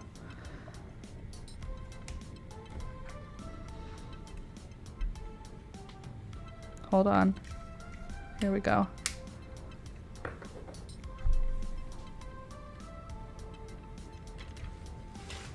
Whoa, there he is. There's Toby. Just sleeping. Just underneath me. Sorry. Oh, gosh. There we go. Success. Success or failure. All is well. There we go. Beautiful. I feel it. We have a blue and gold macaw and he is messy. I have 2 conures and they are messy. I actually got bit really hard this morning by Beelzebub for no reason. And it didn't even make me bleed, but it hurt so bad. Let me see if I can. Come on, you. Can I not get focus here? Could you? Can't even show you. I promise. I got bit really hard for no reason. I was picking up Gary and Beelzebub just came over and bit my hand and wouldn't let go. Like Gary was standing on my finger and I was lifting him out of the cage and Beelzebub was holding on to my thumb just like a jerk. Birds are so fun. A blue and gold macaw though, that's amazing. By the way, how much does a blue and gold macaw weigh? Are they heavy? I remember in my childhood, our neighbor had a red and gold. Is it just called a red macaw? Blue and gold, red and gold. It's a red macaw. She had a beautiful red, giant, beautiful parrot who smelled so good. The smell of a macaw. I don't know if it's all macaws or just the ones I've interacted with, but there's this like tropical smell that they have and it's so pleasant. Anyway, this bird was huge, and when she would give the bird to you to hold, she wouldn't give it to you like on your arm. She would give it to you like a baby. Like the bird would be on its back and you'd hold it like a baby. So the claws were up in the air. So we didn't hold the bird. She held the bird by his claws, but when we were holding the bird, she would give him to us like a baby. I say we, but it was only me who was holding him. Me and whatever child I brought with me. Our neighborhood growing up was very, we had a very 90s experience, me and my siblings. All of the neighborhood houses, they had their doors unlocked and in a lot of cases just open, like an open door. And there was kind of an open door policy in our neighborhood. So pretty much the kids could go into most of the houses on the like block, and the people who lived in them tolerated all of us. I don't know if maybe I just had zero boundaries and no one ever stopped me. Maybe that's possibly what it was. But these neighbors, they had a parrot and they had a golden retriever. She was so sweet. And then they also had a cat that had kittens every summer, and they had grapes that grew in the backyard. So with all those things, they had a cat named Callie. Guess what she looked like? Of course, she was a calico. But Callie had kittens every single summer because she wasn't fixed. So every single summer, I would be there for the delivery of these kittens. They would open their door and they would yell, "Callie's having her kittens!" And literally, the children of the neighborhood, myself specifically, would arrive at their home. And we would watch the delivery of these kittens. And then we would all get to hold a kitten. But, like, they weren't related to any of us, and they didn't have kids our age. The kids who lived in that house were, like, in their, like, early 20s. Like, they were, like, growing up. And then we were all in, like, our 10-year-old, 8-year-old, 12-year-old sort of age. But they just let us come into their house to watch their cat give birth. I remember one year, one of the kittens, the year that they got Callie fixed. This is like a graphic story, but I'll keep the graphic parts out, except for these two pieces of information. Callie had kittens every year. That's not healthy. Get your cats fixed. Stop having kittens. No one should do that. However, I was a child. I didn't know. Then I remember one year, Callie had a kitten where the heart was on the outside of its body. Like the heart was not inside its chest. And the same year, the last kitten that was born had its brain on the outside of its body, not inside its head. And that was the year that Callie got fixed. They figured she had too many kittens and now her body stopped doing it right. So Callie got fixed, and that was the last year she had kittens. But I was also still allowed to come into the house to play with their bird, who just lived in the house. I don't remember him ever being in a cage. He just lived in the house. And I would just go in the house. I would just open their door and say, "Hello?" And then someone would go, "Hello?" And I would go, "Can I hold the bird?" Whatever his name was. I don't remember his name. And she would go, "I'm in the kitchen." And I would just go into their home, take my shoes off, just go into their home. Didn't tell my parents I was going there. I just left my home and went into the neighbor's home. This is like 4 doors down from our house. We lived on a dead-end street. Everyone was very friendly. And I would just go into their house, and she would just give me her bird and continue to do things. Like she would be cooking or something, and I would just like be holding her bird, chatting with her bird. Never got bit by that parrot, I will say. Having conures, I say to people, if you have a parrot, you will get bit by a parrot. That bird never showed anything other than being a sweet little baby. And then I would go pick grapes in their backyard at the end of summer every year. I loved that neighborhood. Go into my next door neighbor's house. They had a bunch of kids there, and we would just go in and be like, "We're here!" When we got chicken pox, the whole neighborhood came over. Wonderful memories, except the 2 kittens. Yeah, except for those 2 kittens.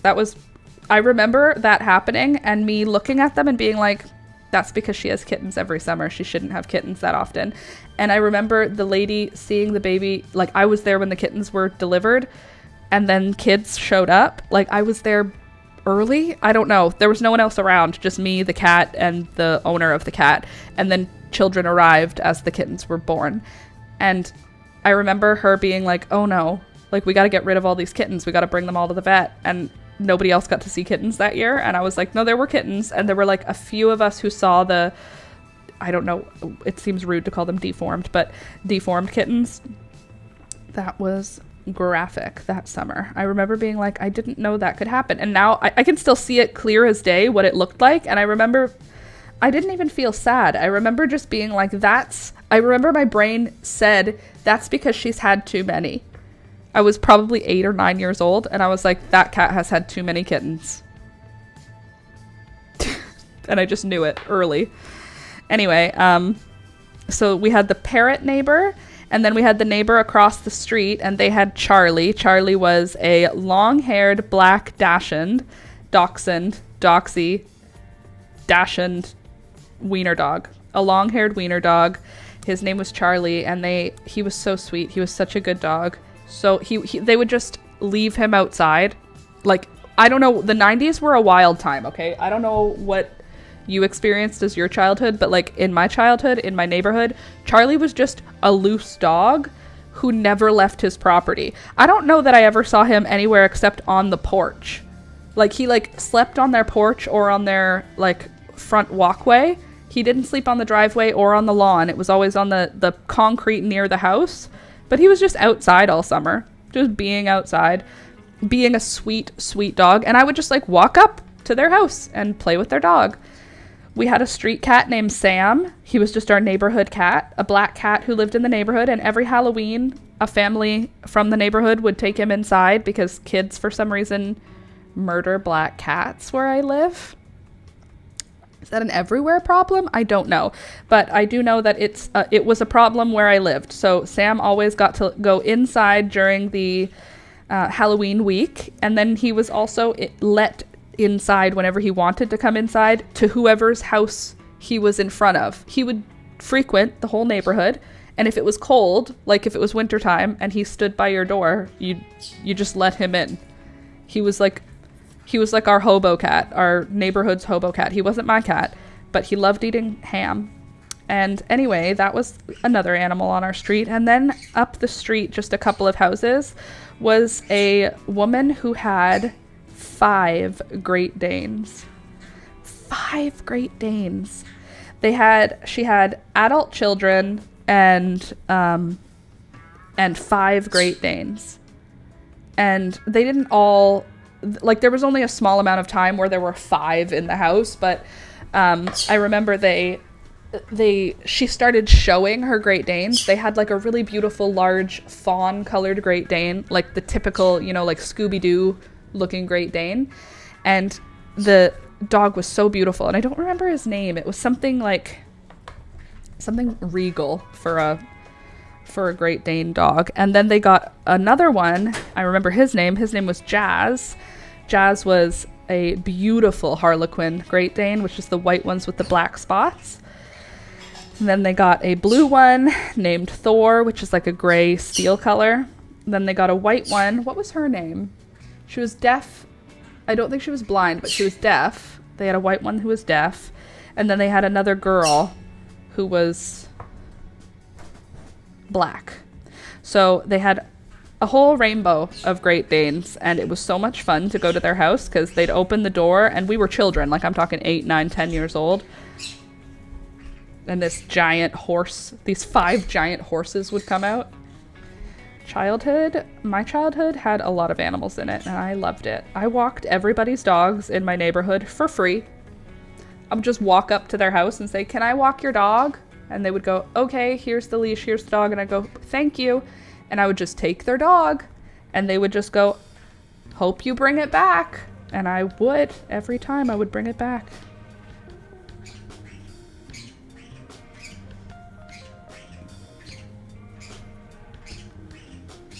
What are you birds chit-chatting about this morning? Do you hear these birds? Let's see. Not really heavy, just feathery. And it's scarlet macaw. Right. We could hold him like that when he was a baby. He's bonded to my husband, so he's not a fan of mine. Aww. Well, my birds definitely choose me over Alex, that's for sure. I don't know if I would call them bonded to me, though. Like, maybe? I don't know. I don't know if I would say they're bonded to me. They definitely have chosen me over Alex, and they choose me over any other human, but I don't know if that's just because I'm what's available. Like, if they were to go to a new home, I don't think it would be hard for them to settle with another person. I mean, it took 2 years for them to settle fully, but, like, I don't know if I would call them bonded. I wonder. I don't even know if, honestly, I don't even know if they're bonded to each other. They're supposed to be bonded to each other, but I don't know. I don't get the feeling that they would not be okay without each other, you know? They just kind of feel like they're roommates. They don't really act like they like are desperate for each other or anything. Let's see. Hi, I just got back from helping out at a local flower farm. Ooh, in exchange for dahlias. I love that for you. Pics of my garden as well as my view from this morning in Discord. Beautiful. Slinky, good morning. I don't want to hear that, Gary. They're both looking at me, so suspicious. Don't look at me like that. Just don't scream. I posted a screenshot of a new plant I learned about. It's a perennial, and it's like straw flowers mixed with feverfew. Is it called pearly Pearly Winged Everlasting. Because I think I know about that one. It's in my seed list. Or my... Is seed list the right word? I don't know if it's in my seed list or in my seed... my cart. Words are hard. Hi, Alex. What you doing? What are you, what you chit-chatting about there? What are you talking about? What are you talking about?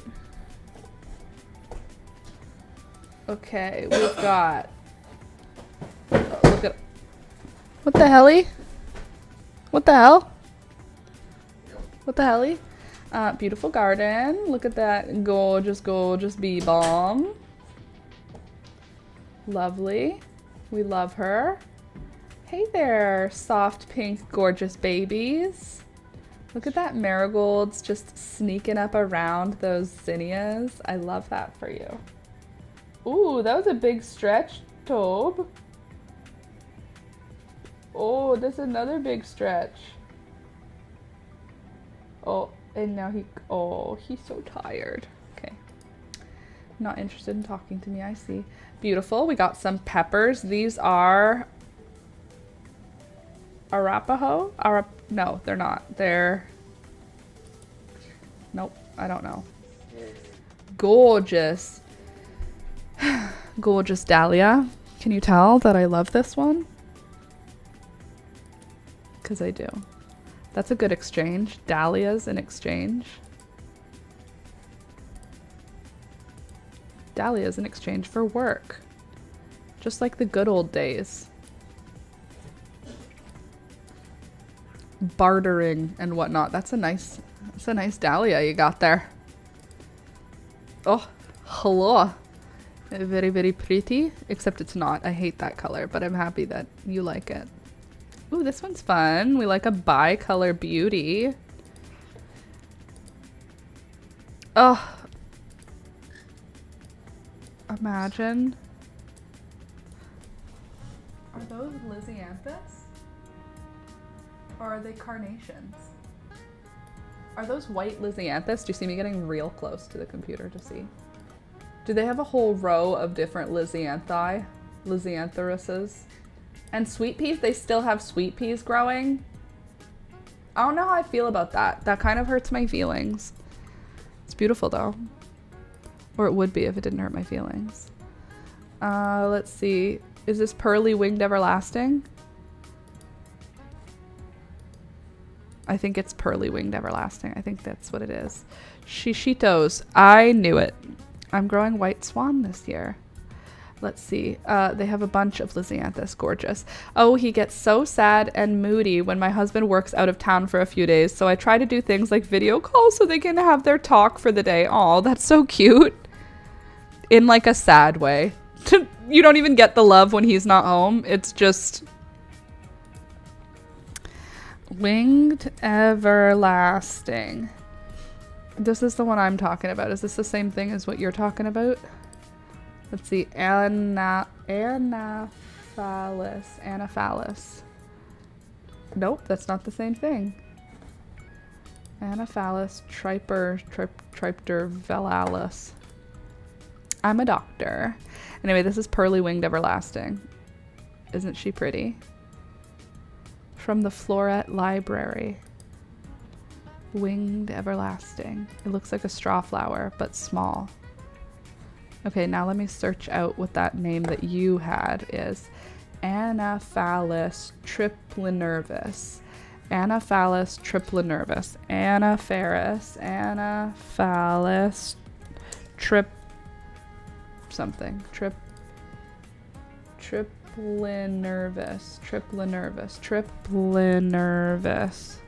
I'm triplinervis. It looks like there aren't many images that match this topic. Well,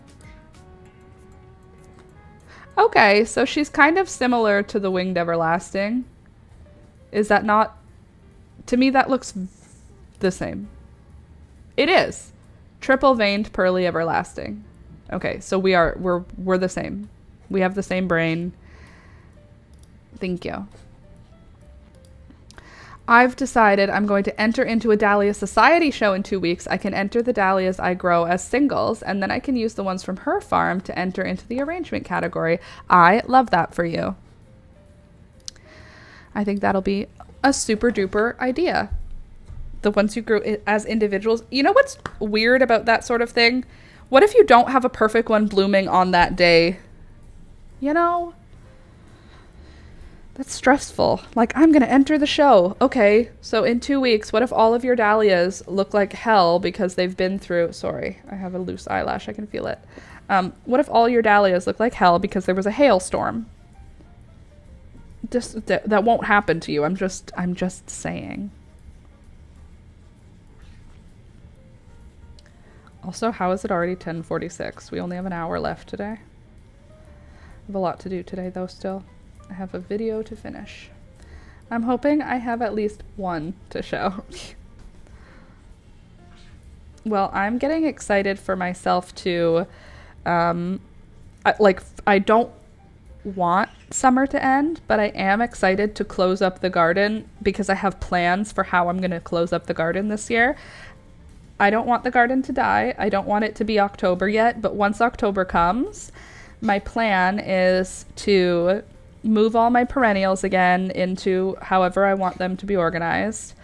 And I have so many bulbs this year and like plants that don't overwinter outside that I'm going to be bringing inside, and I'm going to separate the bulbs that I don't like the orange and purple gladiolus. I don't need those, so I'm going to get rid of them. I'm going to give them to my sister. I'm not actually getting rid of them, but I'm going to keep the pink ones. Yep, that's what I'm gonna do. And Costco has all of their spring bulbs for sale right now. I'm like, they're not for sale. They're not on sale. They're just for sale.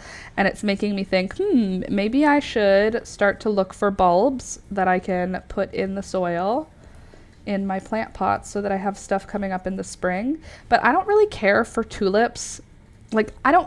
Spring flowers, to me, I like small spring flowers that grow low to the ground because I don't use them as cut flowers. So for me, a tulip, it's tall and it looks like a cut flower, but I have no intention of cutting it.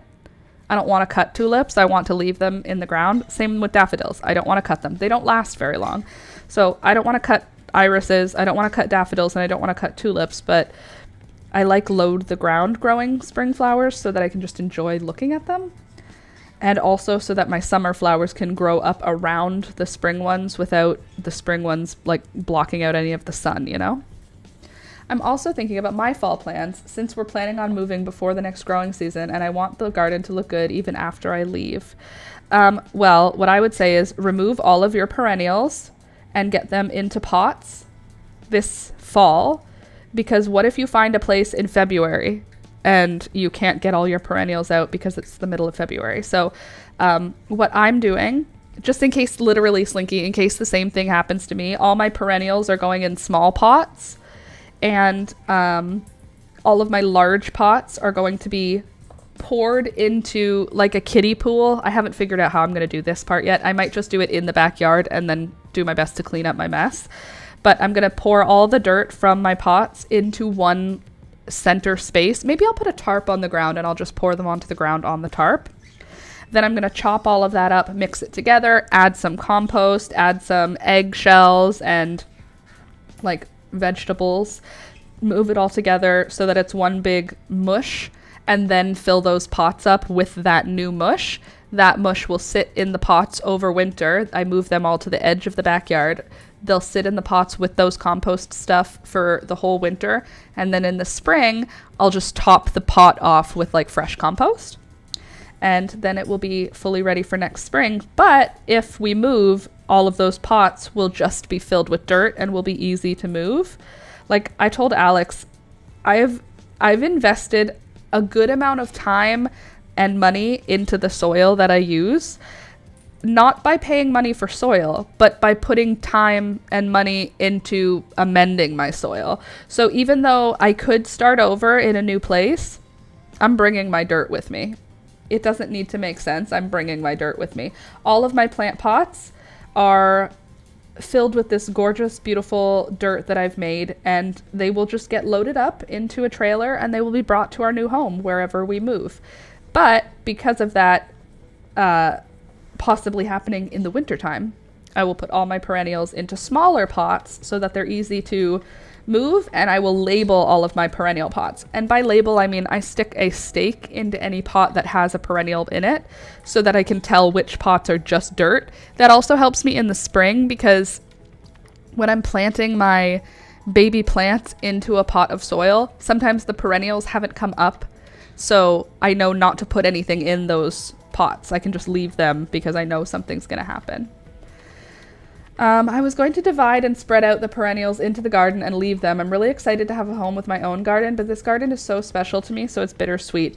Well, sure, you can divide up your perennials, but if your forever home is the next place, like if you were to buy a place, if you're moving and you're renting, I still think that you should take some of your perennials with you, because eventually, if you ever live in a place where you have like a good amount of indoor or in-ground space, it doesn't even matter. If you own or if you rent, you can move your plants. But I think you should bring all of your perennials with you. You don't have to bring all of each perennial, but at least one copy of every one of your perennials, because you might find that the new place is missing black-eyed Susans, and then you are heartbroken to not see them. That's what I have here. That's why I ended up getting some black-eyed Susans from my mom. And next year, my plan is to put all of my black-eyed Susans and Rudbeckia into one pot, and then all my Echinacea into another pot, so that they're all growing together.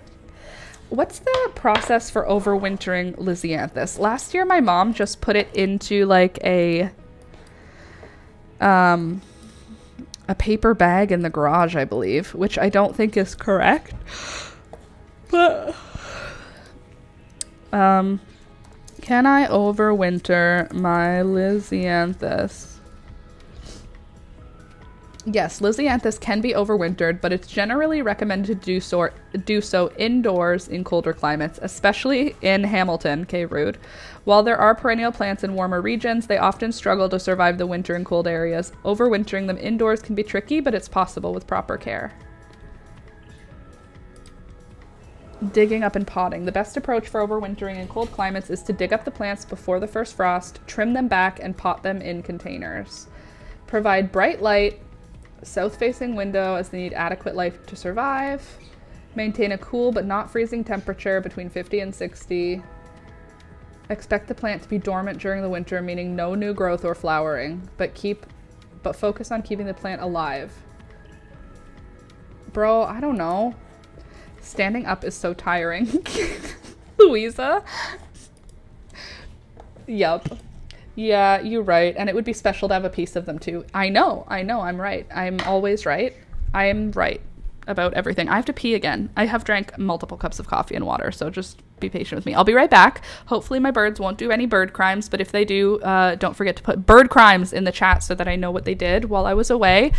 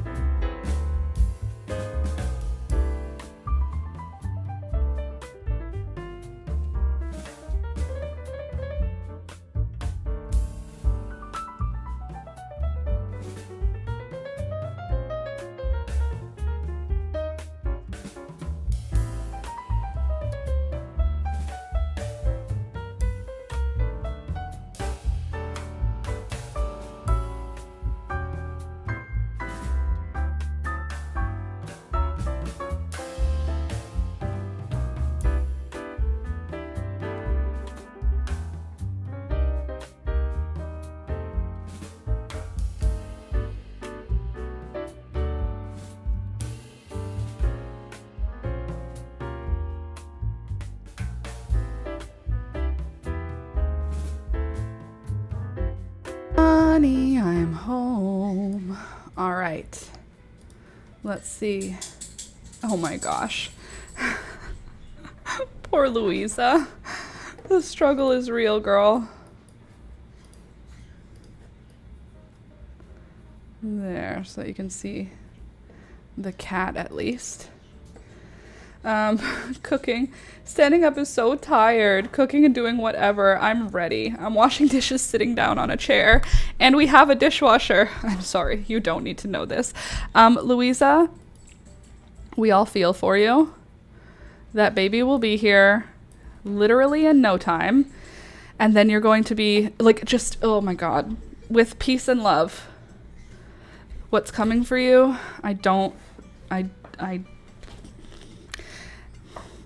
Whatever. The people I know who have 2 kids are very happy. That's just the chaos. You're in the calm before the storm. That's all. And I know a lot of people say that to you. You don't even know what tired is until you have your second. You don't need to hear that. That's not helpful. Why do people say that? When my sister was pregnant with her second, so many people would be like, just wait until that one's making noise. Just wait until that one's walking to nap. Like, nobody's helpful. That's not helpful. How are you helpful? How about say things that are nice instead? Like, wait until you have 2 girls.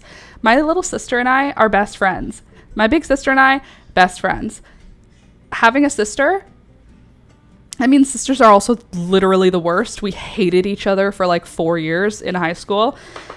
But like, having a sister is so helpful. I just have a best friend who can't leave me ever and who I can't leave ever.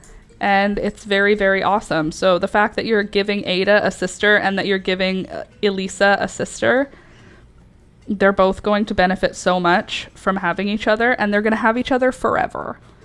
Like, let's get morbid because everybody dies. They're going to have each other.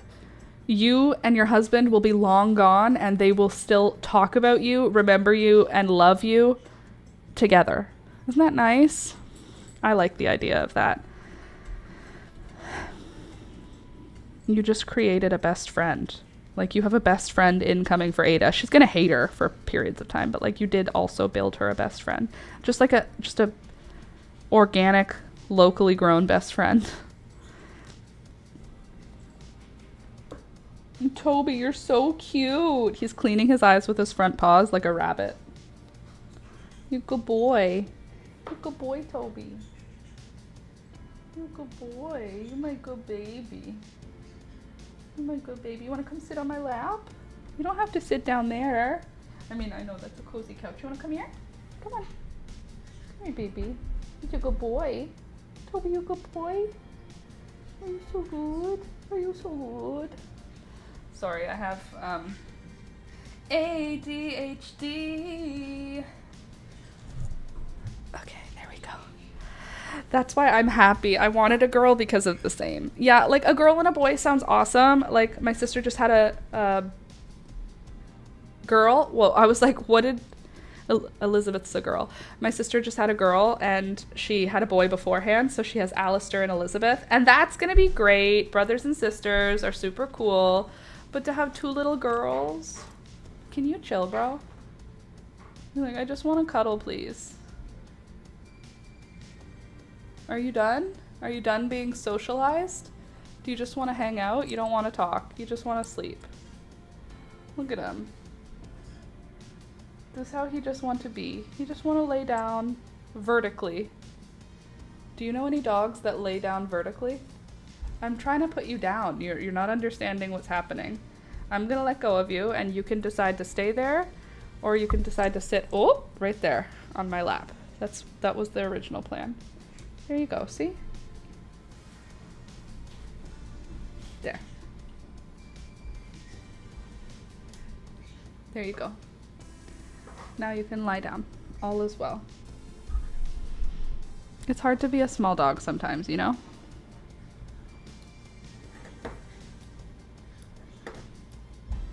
There. You can lie down. You don't have to stand.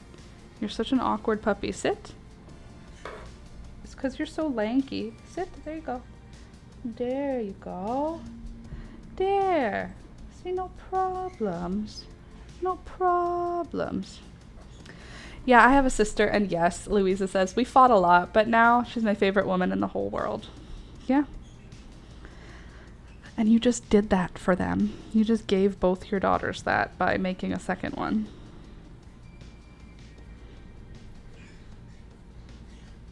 He loves you. Yes, he does. He loves me a lot, this dog. He is a very... Hold on. He's a very loving little pupperoo. I'm going to try and find a way for you guys to be able to see him at the same time as you see me crochet. It's just hard to do, to organize that. But I want you to see him because he's so friggin' cute. Here, I could just crochet on my lap. There. No prob, Bob. Now we can all enjoy each other. Mr. Toblerone. Beelzebub, what are you doing?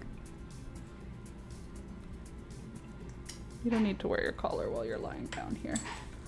That's an outside clothing. Beelzebub, come here.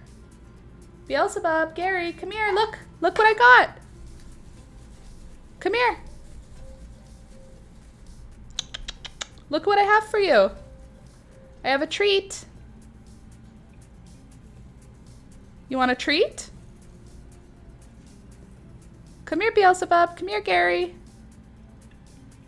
Stop causing trouble. I can hear you. My birds are doing crimes in the kitchen, and I know it for a fact.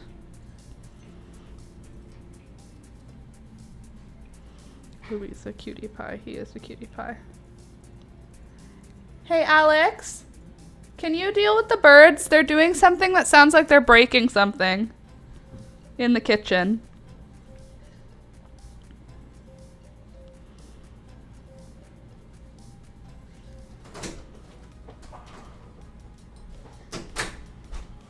I don't know what they're doing. Whoa.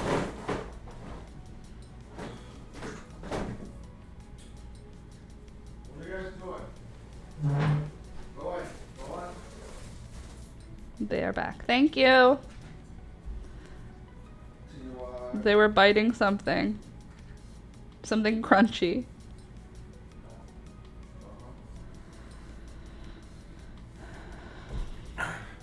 You want the rest of my coffee? No, I'm good. Thank you, though. Thank you. I said thank you. Is it because you hate me? No. Okay.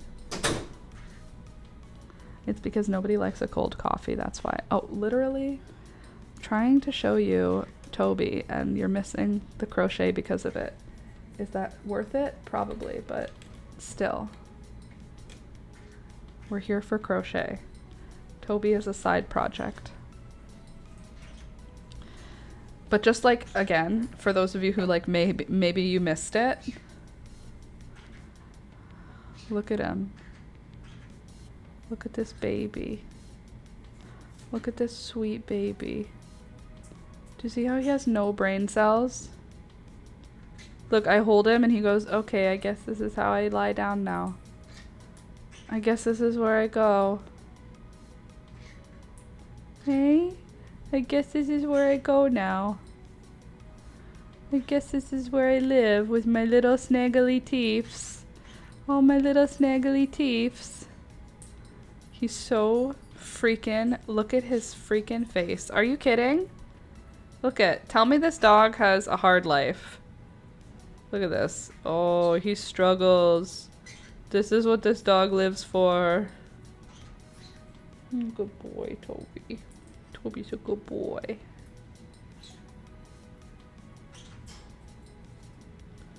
He's a snugglehead. He just wants to snuggle. He's resting the weight of his head on my hand right now, just so you know.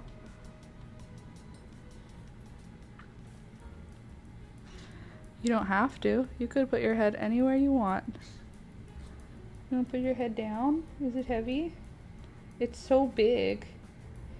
I just assume it's so heavy. Oh, he just wants the snuggles.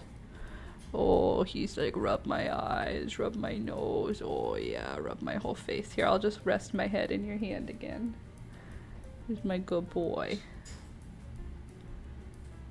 Tell me he's having a hard time, ever.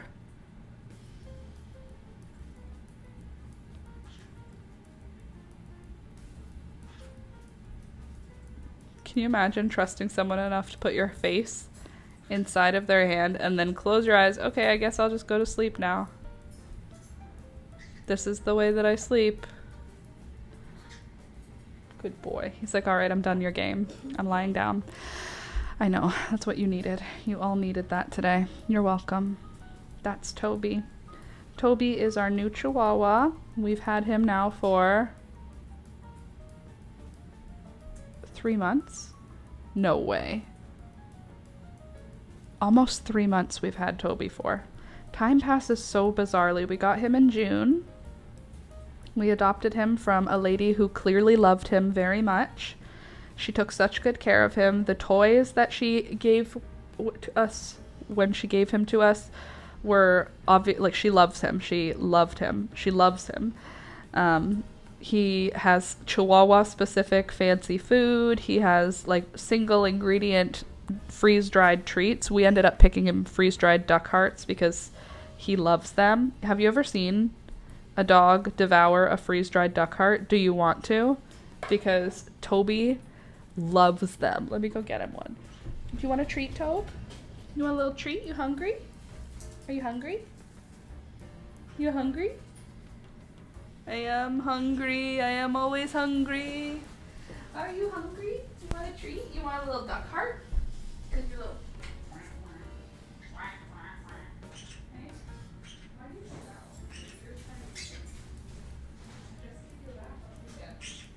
Oh yeah, Toby also got a bath on Friday. Don't know if you can hear me from there. Toby also got a bath on Friday. And he obviously he hated it. He hates getting a bath, but he got his bath on Friday, and I don't know why your ears still stink. They don't stink. They just smell like dog. Want a little duck heart? Ooh, look at this happy. Oh yes, give me that heart. Single ingredient dog treats. Oh, he's off. He's off and he's eating it. How about you, Rohan? I know you want one. You've already eaten 2 of these today. This is your last one at all. First of all, it's literally a heart, but it's fully dried. There you go.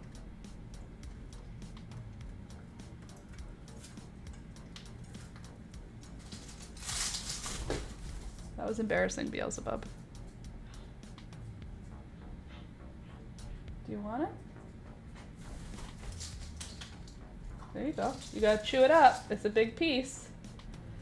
Oh, so tasty. So tasty. Oh, yeah, that's tasty. Oh, oh, nope, not for you, Toby. You have one. Rohan has one. Here you go, Rohan. Peekaboo, do you want one too? Peekaboo won't eat it. She likes her food processed. Hey, Peekaboo, you want a treat? Here. Come on, baby. Here. You want it? Here. Go. The duck heart. You're gonna like it, I promise. Here you go. Here. Okay. Pika. Here.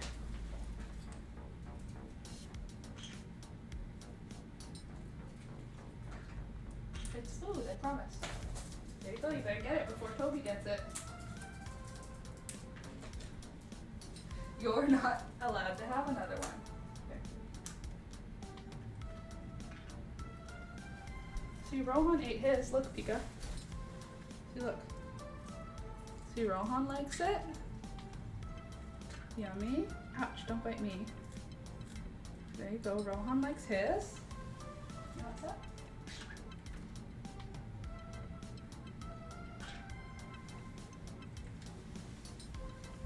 Sit.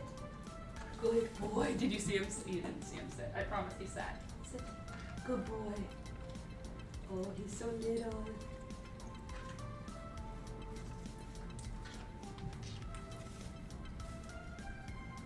blocking Toby and Rohan from stealing the tree. There. Okay. Cute. Great. Countertops all wiped down and everything on it wiped down. Everything is happy in its home. Oh, can you come do that here? Beelzebub, you're not even a carnivore. Beelzebub, that's literally a duck heart. That's kind of cannibalism. Ducks are dinosaurs just like you. Well, great. Countertops are all wiped down. Can you come here and do that for me? Because I would really love for everything to be in its place and clean in my house. That'd be super. I'd love that. I'd appreciate that. That would make me VV happy. 11/11, everyone, make a wish. At least it's 11/11 where I live. And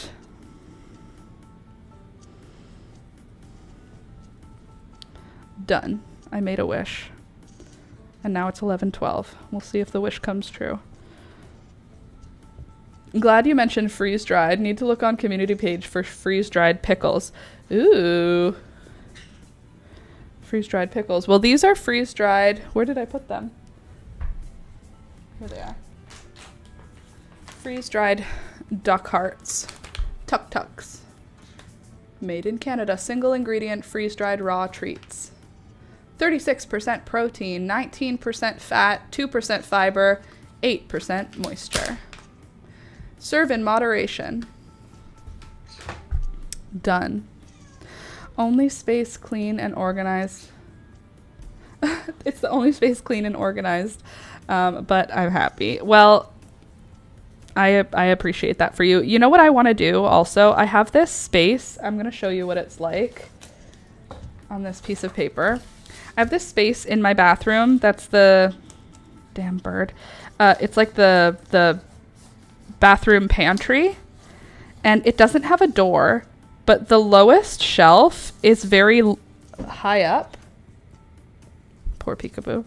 The lowest shelf is high off the ground, and the shelf itself is deep, like it's like a square like that.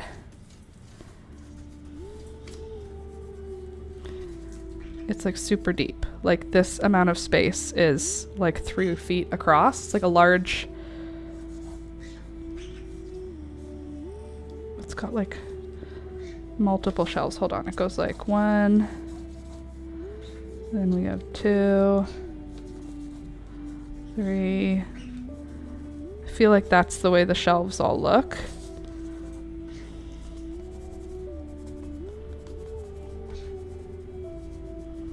But the lowest shelf on it is like quite high up. And right now in this space, there's also like a sump pump drain in there. But right now in this space, what we have is like all of our paper towels and toilet paper goes back here. And then all of our like doubles of shampoo and stuff go back here on this top shelf. And then this middle shelf, I feel like it's a bit taller, is all of our towels, like for showering and stuff. And then the bottom shelf is like toothpaste. We have like bins that have like stuff that is refilled. So like hand soap, hand soap, shampoo, razors, that sort of stuff is all in this bottom shelf. So it goes supplies that are like paper product supplies, then towels, then cleaning supplies, like but bathroom cleaning. And then the bottom is all empty. And right now there's like a cat bed and like one of those little tube things for the cat to like run around in this bottom shelf in our bathroom. But what I'm thinking I want to do is I want to install, by putting a little piece of wood, a little bit of a lip, and then I want to install some kind of like privacy thing. And I don't know if I want it to be made of wood or if I want it to be like a curtain. So my original plan was to have it be like a little curtain on both sides. I want Rohan to have a private spot because this is where he sleeps at night. He stays in our bathroom at night until we can trust him, which we still can't do because he's a drama queen. So I'm thinking of some curtains on either side of the bottom, and then I want to make like a dog bed that perfectly fits the space. But I also want to create like an area within there that is like covered for him so that he can have like a dark, quiet spot, you know, inside of the closet space. Like that. Toby. Oh, Beelzebub ripped up the treat, and Toby is now getting all the little pieces that fell on my yarn. I love that for me. See, Beelzebub ripped the treat up into a billion pieces because that's what parrots do. And now Toby is finding it. And Peekaboo is showing no interest at all. Love that.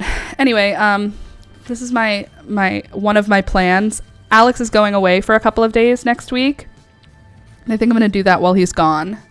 I have some fabric, but I have more of it put away in my craft section. I'm wondering if I should use just what I have out, because I have like some striped wool that could work. Did you get all the pieces of the treat that Beelzebub ripped up? Did you get it all? Alex said that Toby looks like a taxidermied fox, and now I can't unsee it. Come over here. You want to show everyone how you look like a taxidermied fox when you're smiling? You're not interested, Peekaboo? Come here, Toby. Come here, show everybody how you look like a taxidermy fox. Come here. You did a good job sitting. No, come over here. Good boy. You see him sit? That's the only trick he knows now. Good boy, sit. Good boy. I didn't say come on, I said good boy. Come here. Now I said come here. Good boy. Sit. Can you see him sit? Look at him holding a sit on a hard floor. Do you see his taxidermy face? Do you see his smile? There you go. Good boy, Tobe. Good boy. Look at him still sitting. You see my good boy? He's such a good boy. Oh, Rohan loves more. Rohan has already eaten his breakfast today. He doesn't get any more. Let's see. My nephew is a pickle addict. His birthday party is Saturday. I want to get him freeze-dried pickles. He would love that. Oh, that's an amazing idea. Freeze-dried pickles sounds like fun. Look, I have all the animals with me now. Mr. Toby, Mr. Rohan, Miss Peekaboo.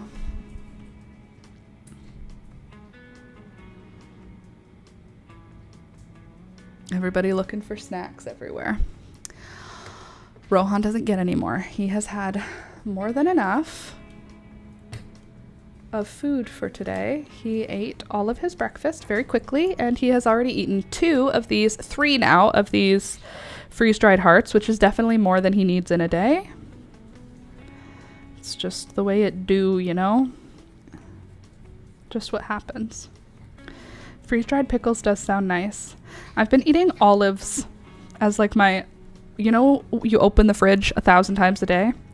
What I've been doing is 1,000 times a day, I open the fridge, I look in the fridge, I don't know what I want to eat, I eat an olive. I put the olive jar away. Open the fridge, I don't know what I want to eat, I eat an olive. I have these really nice green olives that my sister recommended to me. I'm usually a black olive girly, but turns out I like all olives. I like olives. Thank you. Thank you. I'll be here all week. So, what are you doing this week? Do you have any fun plans for the week? I have big plans. My big plans are make a list of all of the things that I need to do for the next like 5 or 6 videos. I need to get back on track filming regularly. I might film a little bit today because I look cute. I did my makeup. And on days when I do my makeup, you got to do some kind of filming. So I may film like an intro to the video I'll film tomorrow. I don't know yet. Tomorrow I have to spend all day filming. Even if I film one video, I just have to keep sitting down and film another one. I just have to do it. I really would like to do, what I would really like to do is get as much work as I can done this week so that when Alex is away, I can take one of those days that he's away and take the day off just to clean. Usually I'm doing something while I'm working. Like I'll have a load of laundry in while I'm sitting at the computer editing, or I will... That's pretty much it. Laundry is pretty much or I'll take a break from what I'm doing and clean one thing. But I would like to spend a whole day like where I dress up in my dirty clothes and I just walk around with a bucket full of rags and soap, you know, like just like fully Cinderella. I want to do a full Cinderella day. I still want to hire someone to like clean our house, but I don't know. I need to get our house into a state of cleanliness that someone else can look at and know what to do. Because if you came into our house right now, you'd be like, oh, it's like a lot.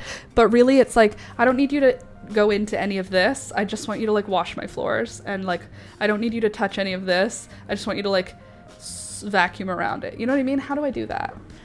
Not moving from in front of my fan. I feel you, Candace. Totally.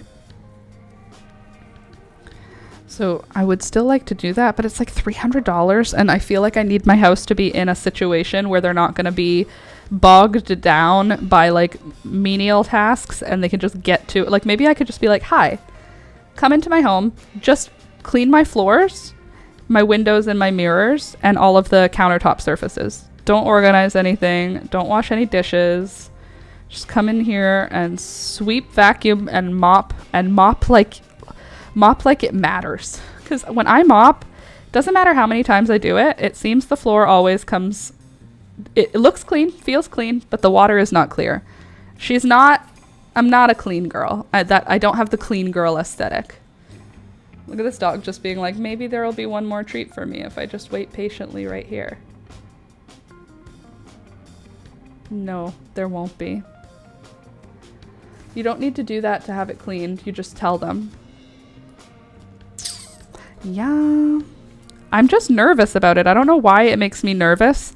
It's like the energy of they're going to come into my home, judge me, and steal from me, except for I have nothing to steal, and the judgment wouldn't matter. I'm only going to see that person one time.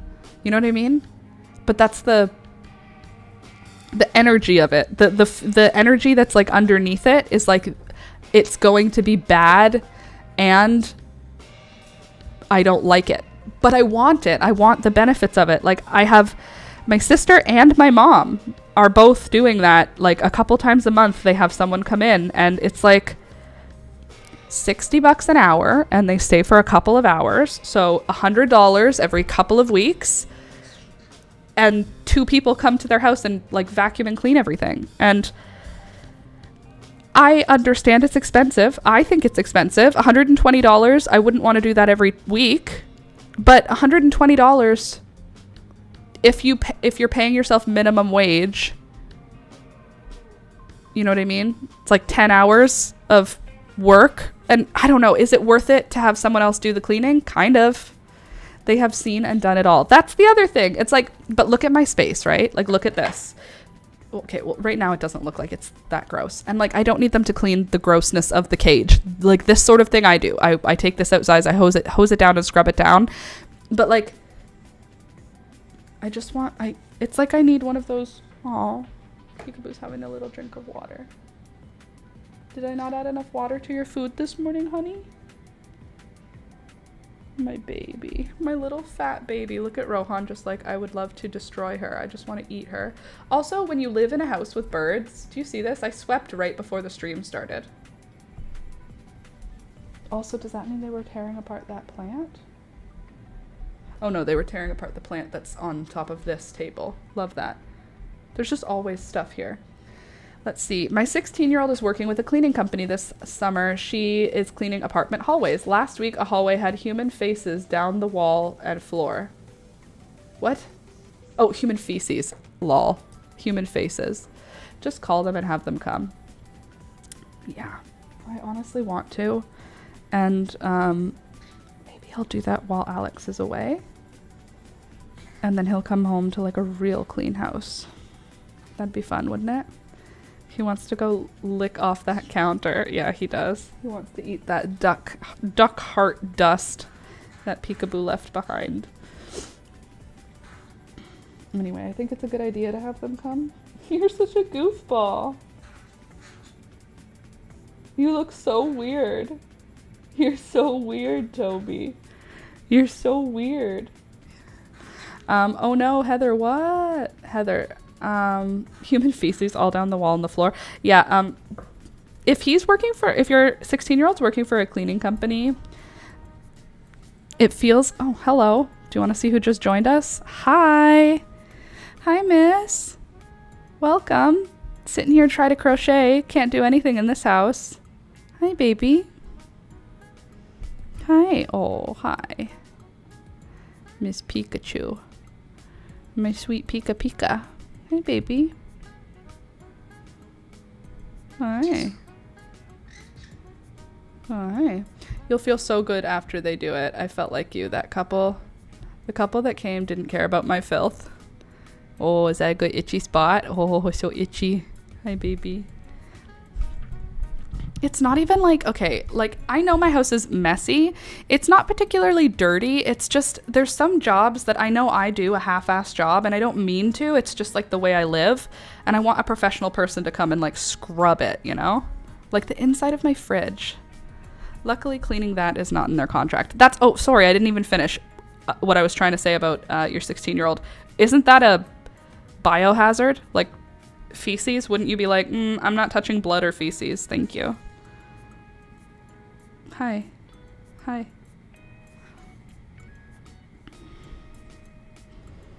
This is what my kitty looks like right now. This is what she's doing. Here's what the other one's doing. He's thinking about how he'll get down without the dog noticing. The dog is watching him, so he won't be able to get down without the dog noticing. And the other cat is right here getting her scritches, which she deserves. Hey, Pikachu. I do need to use this table though, honey. I do. I need this table spot. I need it.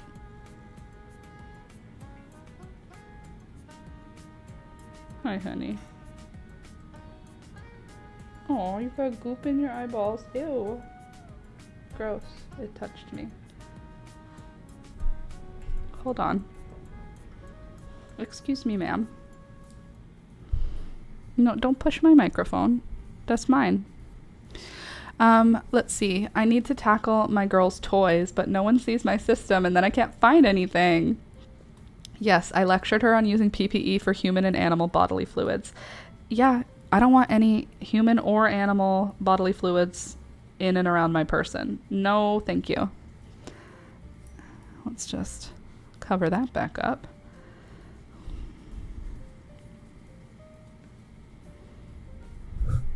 Hi.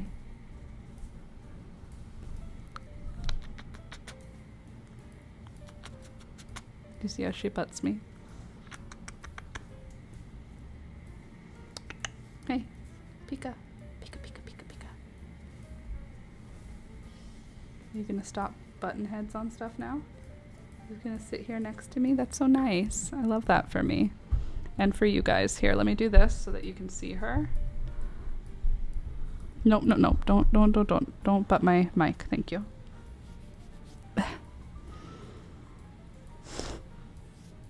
Now there's cat hair all over me. What is my life? Hi.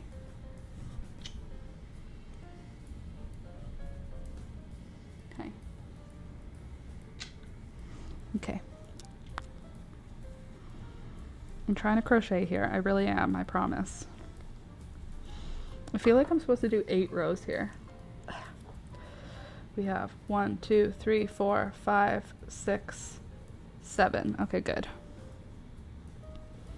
We have lived in our house 11 years. Haven't cleaned the windows outside. I really need to hire that out. Can I help you? Did you see her just paw me right in the face? What is this? What are you doing? Oh, peekaboo. You're so cute. You're very fat and you're very cute. Both are the truth about you. Hey.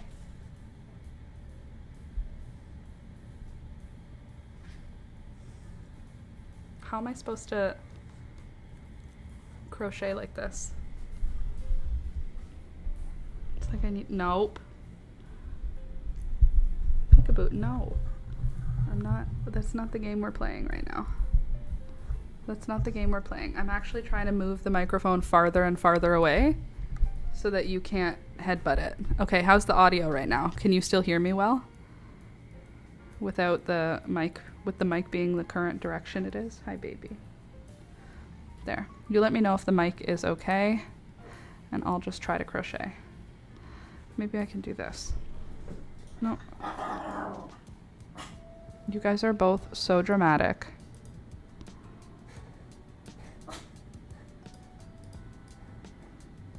See this? The dog just scared himself.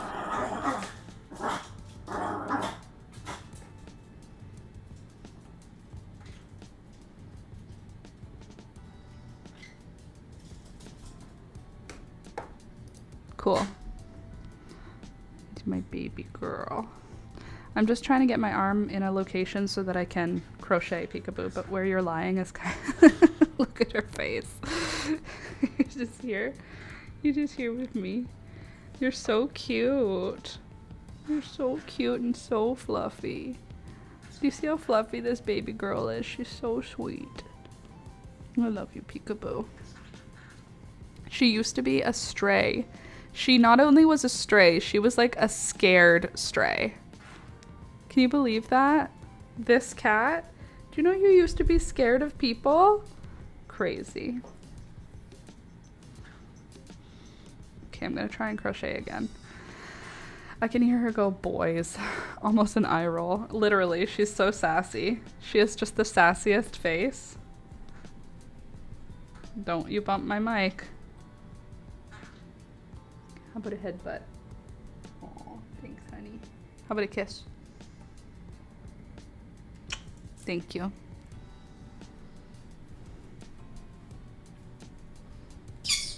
Yeah. Thank you, baby. Thank you, baby. Kiss. No, you kiss.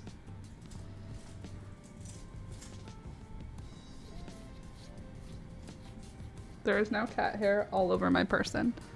From you. From you. Come here. Come here. Come here. Okay, or just frickin' leave, bro. Ugh. There's literally cat hair everywhere.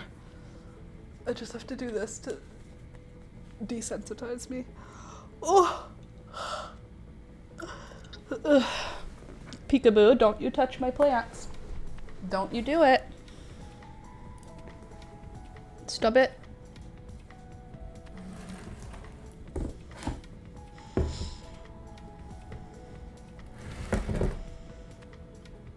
Don't you touch them.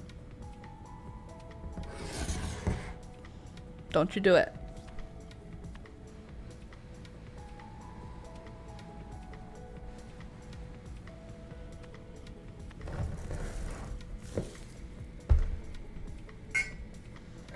Darn cat.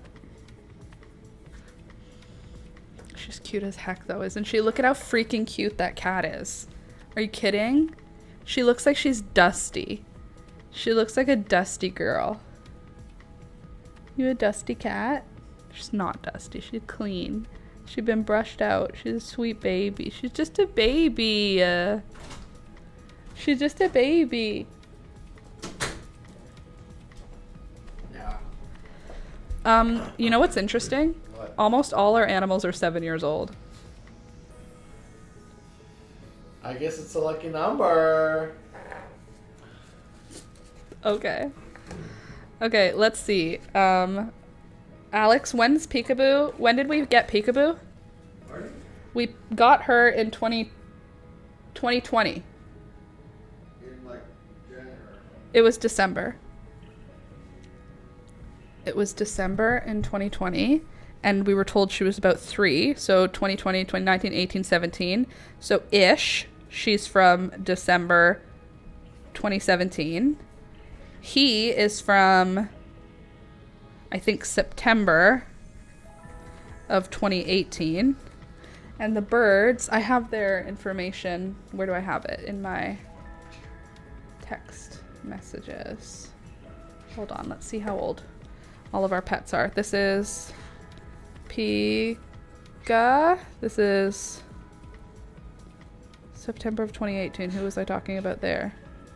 Toby, Pika, Rohan, and Bees and Gary. Okay, let's see what we've got here. We've got... It's because I kept the messages with the person who owned the birds.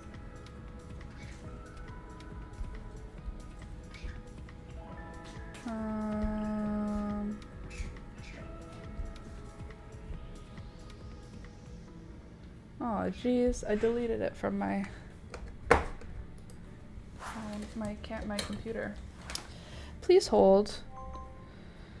Yeah, I hear you. Messages. Okay, let's see.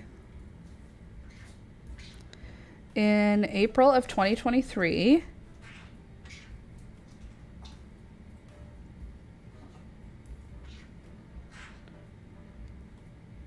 six months.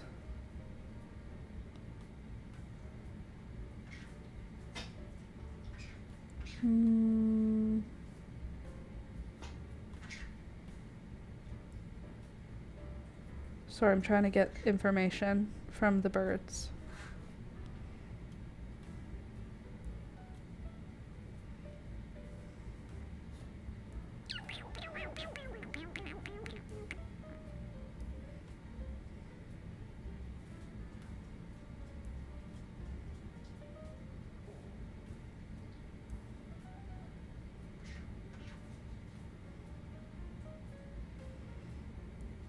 I'm reading the messages the bird's mom sent me originally. It's very cute.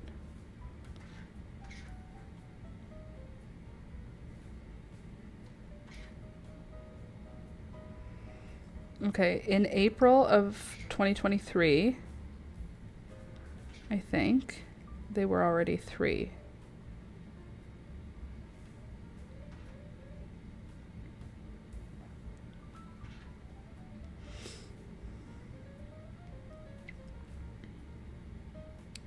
Sorry, I'm just reading.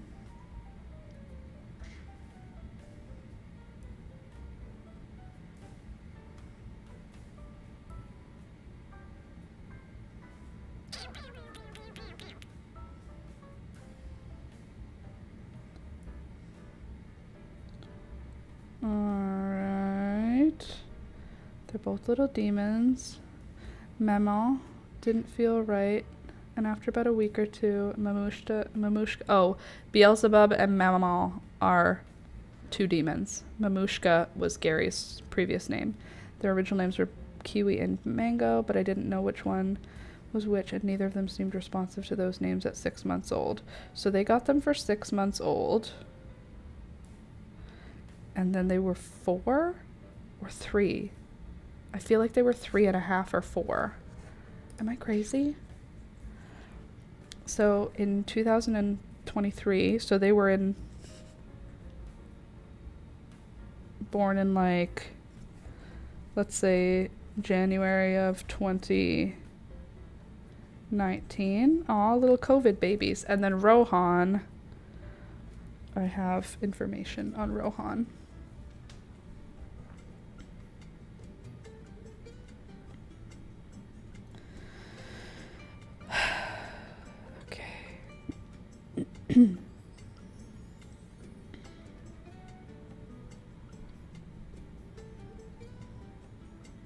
Oh my god.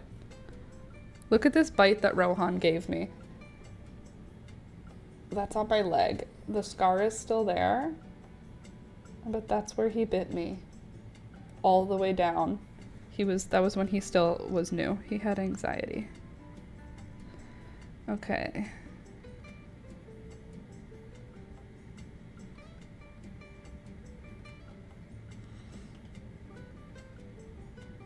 Sorry, I'm trying to find the information about him.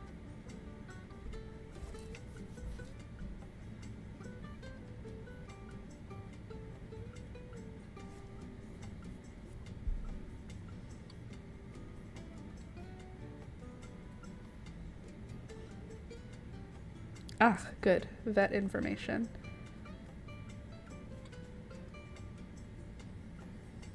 In 2023, what do we have? Rohan. Regular, physical, where's the age? Vaccinations, yeah. Reminder, Rohan was 4 years old. Okay. 4 years old in 2023, so he's also 2019. And that was in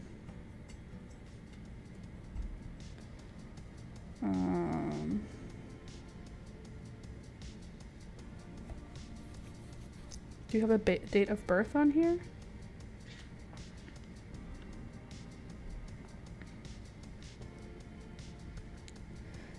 Ahem. Sorry, I'm like also choking on dust for some reason. Just get up to the beginning.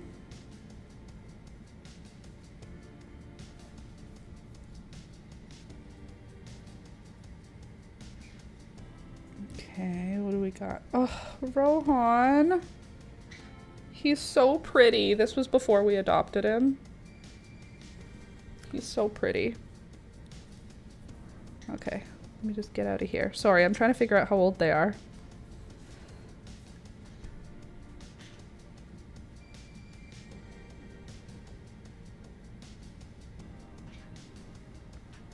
Negative, healthy boy.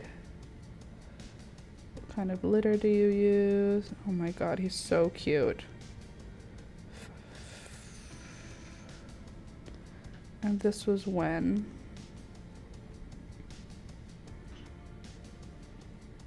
October 31st.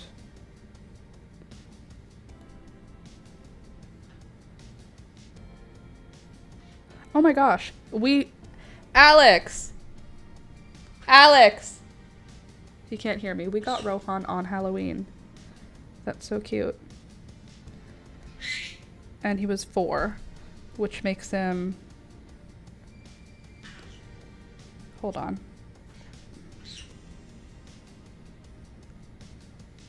Don't you worry about a thing. I'm gonna just find that document and it's all gonna be good. He's 4 years old as of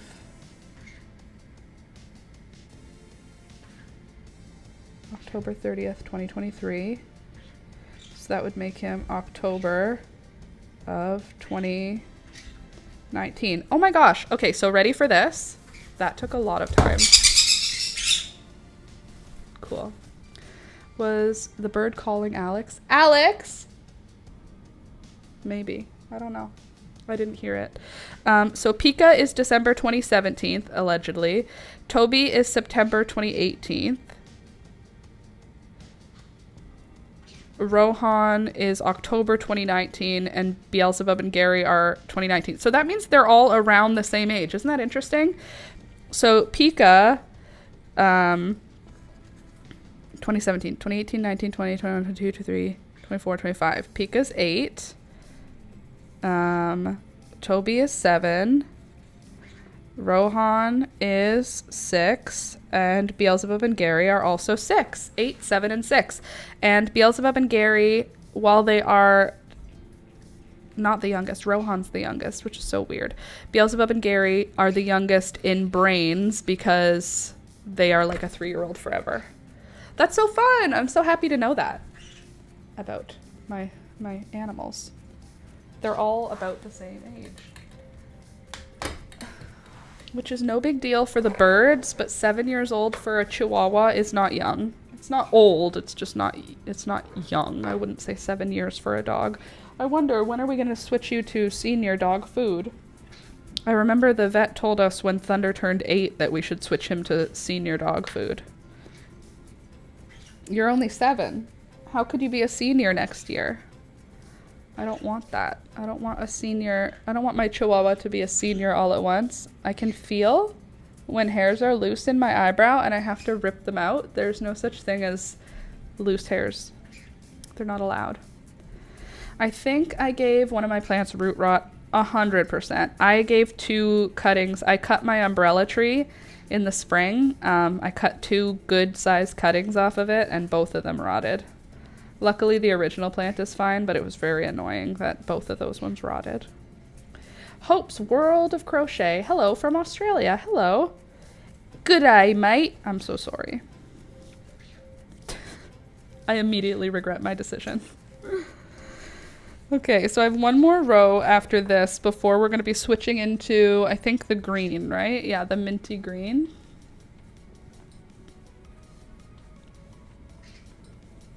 So happy to be working through this yellow yarn. Getting rid of this yellow yarn is going to make me a happier person. I can already tell. Oh, golly.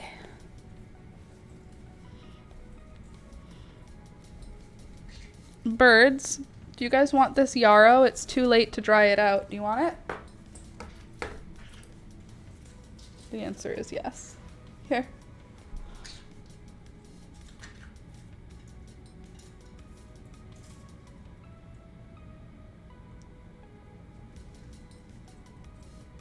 You have to grab it.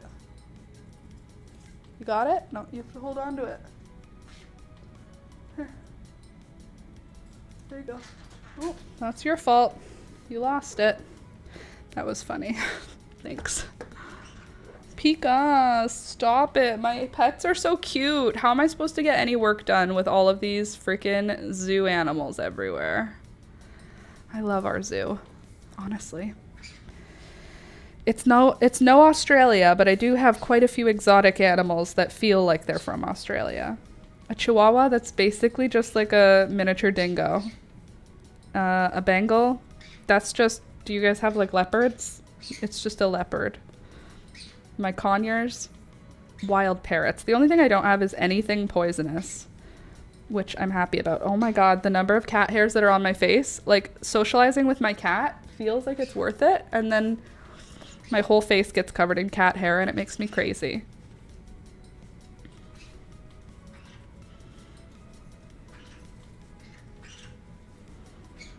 What else did I do?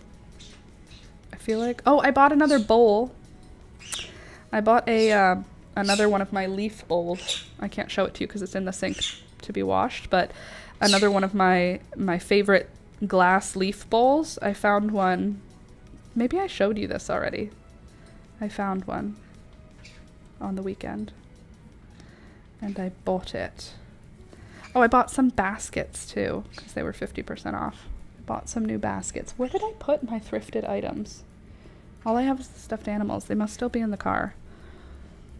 Hi, Hope. Yes. Hello, Hope. Welcome. Welcome to the channel. Welcome to the chat. Welcome to the live stream.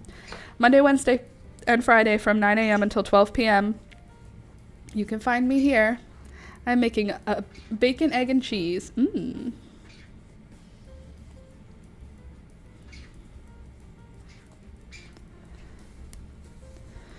Anyway, Monday, Wednesday, Friday, 9 a.m. until 3 p.m. Why do I keep saying that? 9 a.m. until 12 p.m. You can come here and find me live streaming, making hopefully this sweater if I'm on track and on time. And if you're not interested in live streams, I do put out crochet tutorials and I put them out on Tuesdays. Tomorrow's crochet tutorial is actually going to be such a banger. I hope. I really hope. I'm going to do everything I can to make it go viral. It's not going to go viral. None of my videos go viral because I'm a crochet tutorial YouTuber, but as close as a crochet tutorial can go to viral within the crochet community, that's what I'm hoping for this video, because I worked really hard on the idea of it and the editing. I'm almost done the editing. I worked hard on the audio, on the color correcting, everything I worked hard on. But the main thing that is interesting is that it's a tutorial on how to construct a crocheted sweater. It's 3 hours, not till 3 p.m. Right. 9 a.m. till 12 p.m. for 3 hours, Monday, Wednesday, Friday. 3 hours, 3 times a week from 9 a.m. until 12 p.m. Anyway, I created a tutorial for how to construct a crocheted pullover.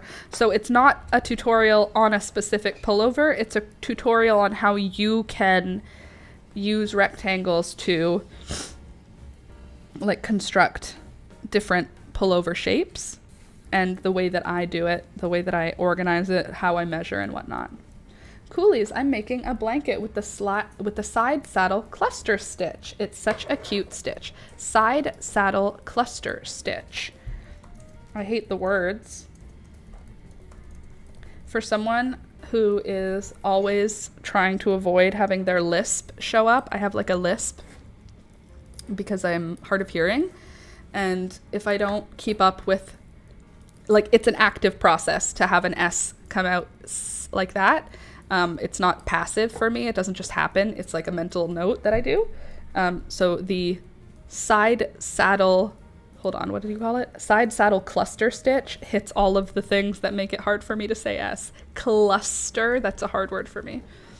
Anyway, a textured crochet stitch that creates a unique reversible pattern of interlocking clusters. Okay, let's see. Oh, that's cute. You want to see it? No, that's not it. You want to try again? Chat. And by chat, I mean computer. This one is the side saddle cluster side saddle cluster stitch. Ooh, I hate that. I hate the words. The stitch is lovely, but the words to make up the stitch, I don't like it. I like how the stitch looks though. It gives me baby blanket vibes and I love it. Yeah, it's very pretty. It does look like a baby blanket. I agree with you on that one. Side saddle. Side saddle's not hard. The word cluster, it's like slither. That's hard for my tongue too. Slither, sleuth, cluster. Yeah, I don't like any of those words. Lisps are annoying to deal with. I have had speech impediments since I was a child. I was deaf for a long time. I know you guys know this about me. Well, those of you who've been here know this. I had major ear infection issues as a child, and I was so annoying that no one noticed I had gone deaf because I didn't stop talking. And then my speech started to sound bad because I was learning to speak at the same time as I was going deaf. So it was like the lines were crossing. But I stopped being able to say S, and I stopped being able to say R. So S and R were both not good. It would be like I don't know, my S's were wrong and my R's were wrong. And I couldn't hear that I was doing it wrong, and everyone just thought I had a random speech impediment. Then they found out I had gone deaf. So I had to get my ears operated on multiple times. Not my ears, my eardrums, ear canal. Funny, the sound is not syncing in my phone. The sound of S's and L's, love that for you. Or the sound is not syncing, like the video doesn't sync up. Is it only me? Is the sound not synced for you guys? Sorry if your sound isn't syncing. I refreshed to see if that will help. Hi, Alex. Bye, Alex. See you later, Alex. Okay, it's fine here, Candace says. Well, that's good.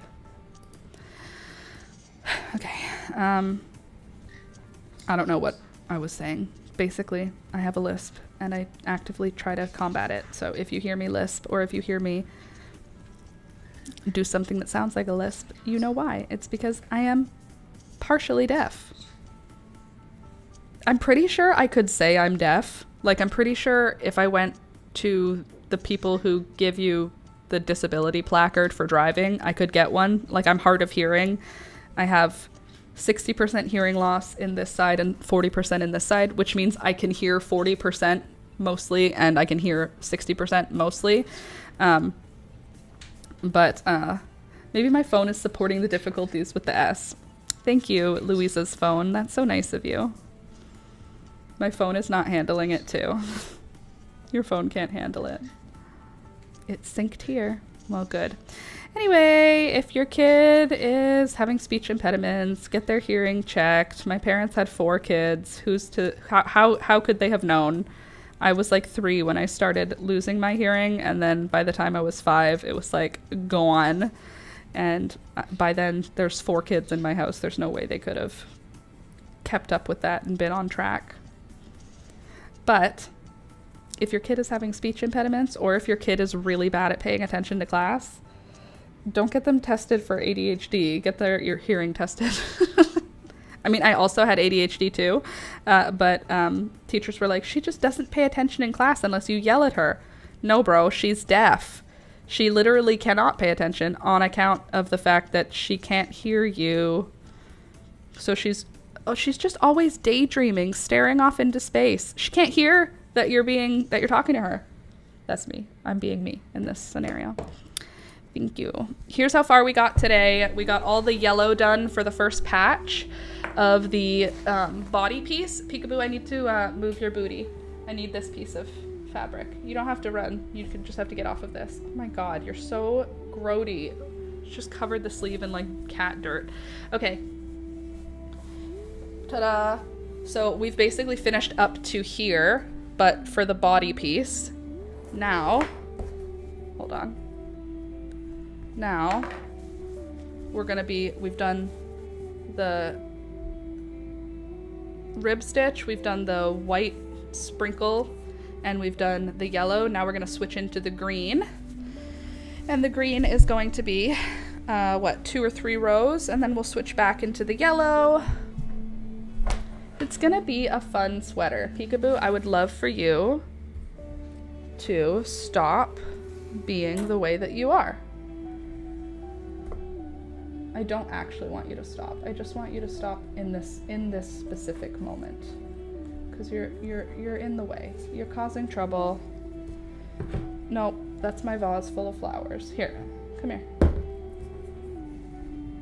Let go of all my yarn. It's just yarn all over the place.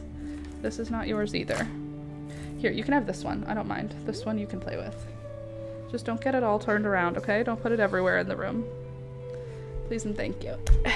Love seeing all the new faces. Yeah, we've had a few new folks come in today, which has been super fun. So thank you for joining us. If you had a good time, please leave a thumbs up. Oh my god. On the video, it helps the channel, and you're already here hanging out with us. As Candace said, be nice, be kind, be good to yourself, stay hydrated, drink water today. It's gonna be a scorcher, at least if you're in the central eastern Canada, United States. I don't know about everywhere else. It's probably hot everywhere. But I hope you have a good rest of your day. My cat is now gonna cause trouble, and I can just feel it, because look at this. She's got herself all caught in a ball of yarn. All right, so I am gonna see you all on Wednesday for another live stream, because we live stream Mondays, Wednesdays, and Fridays from 9 a.m. until 12 p.m.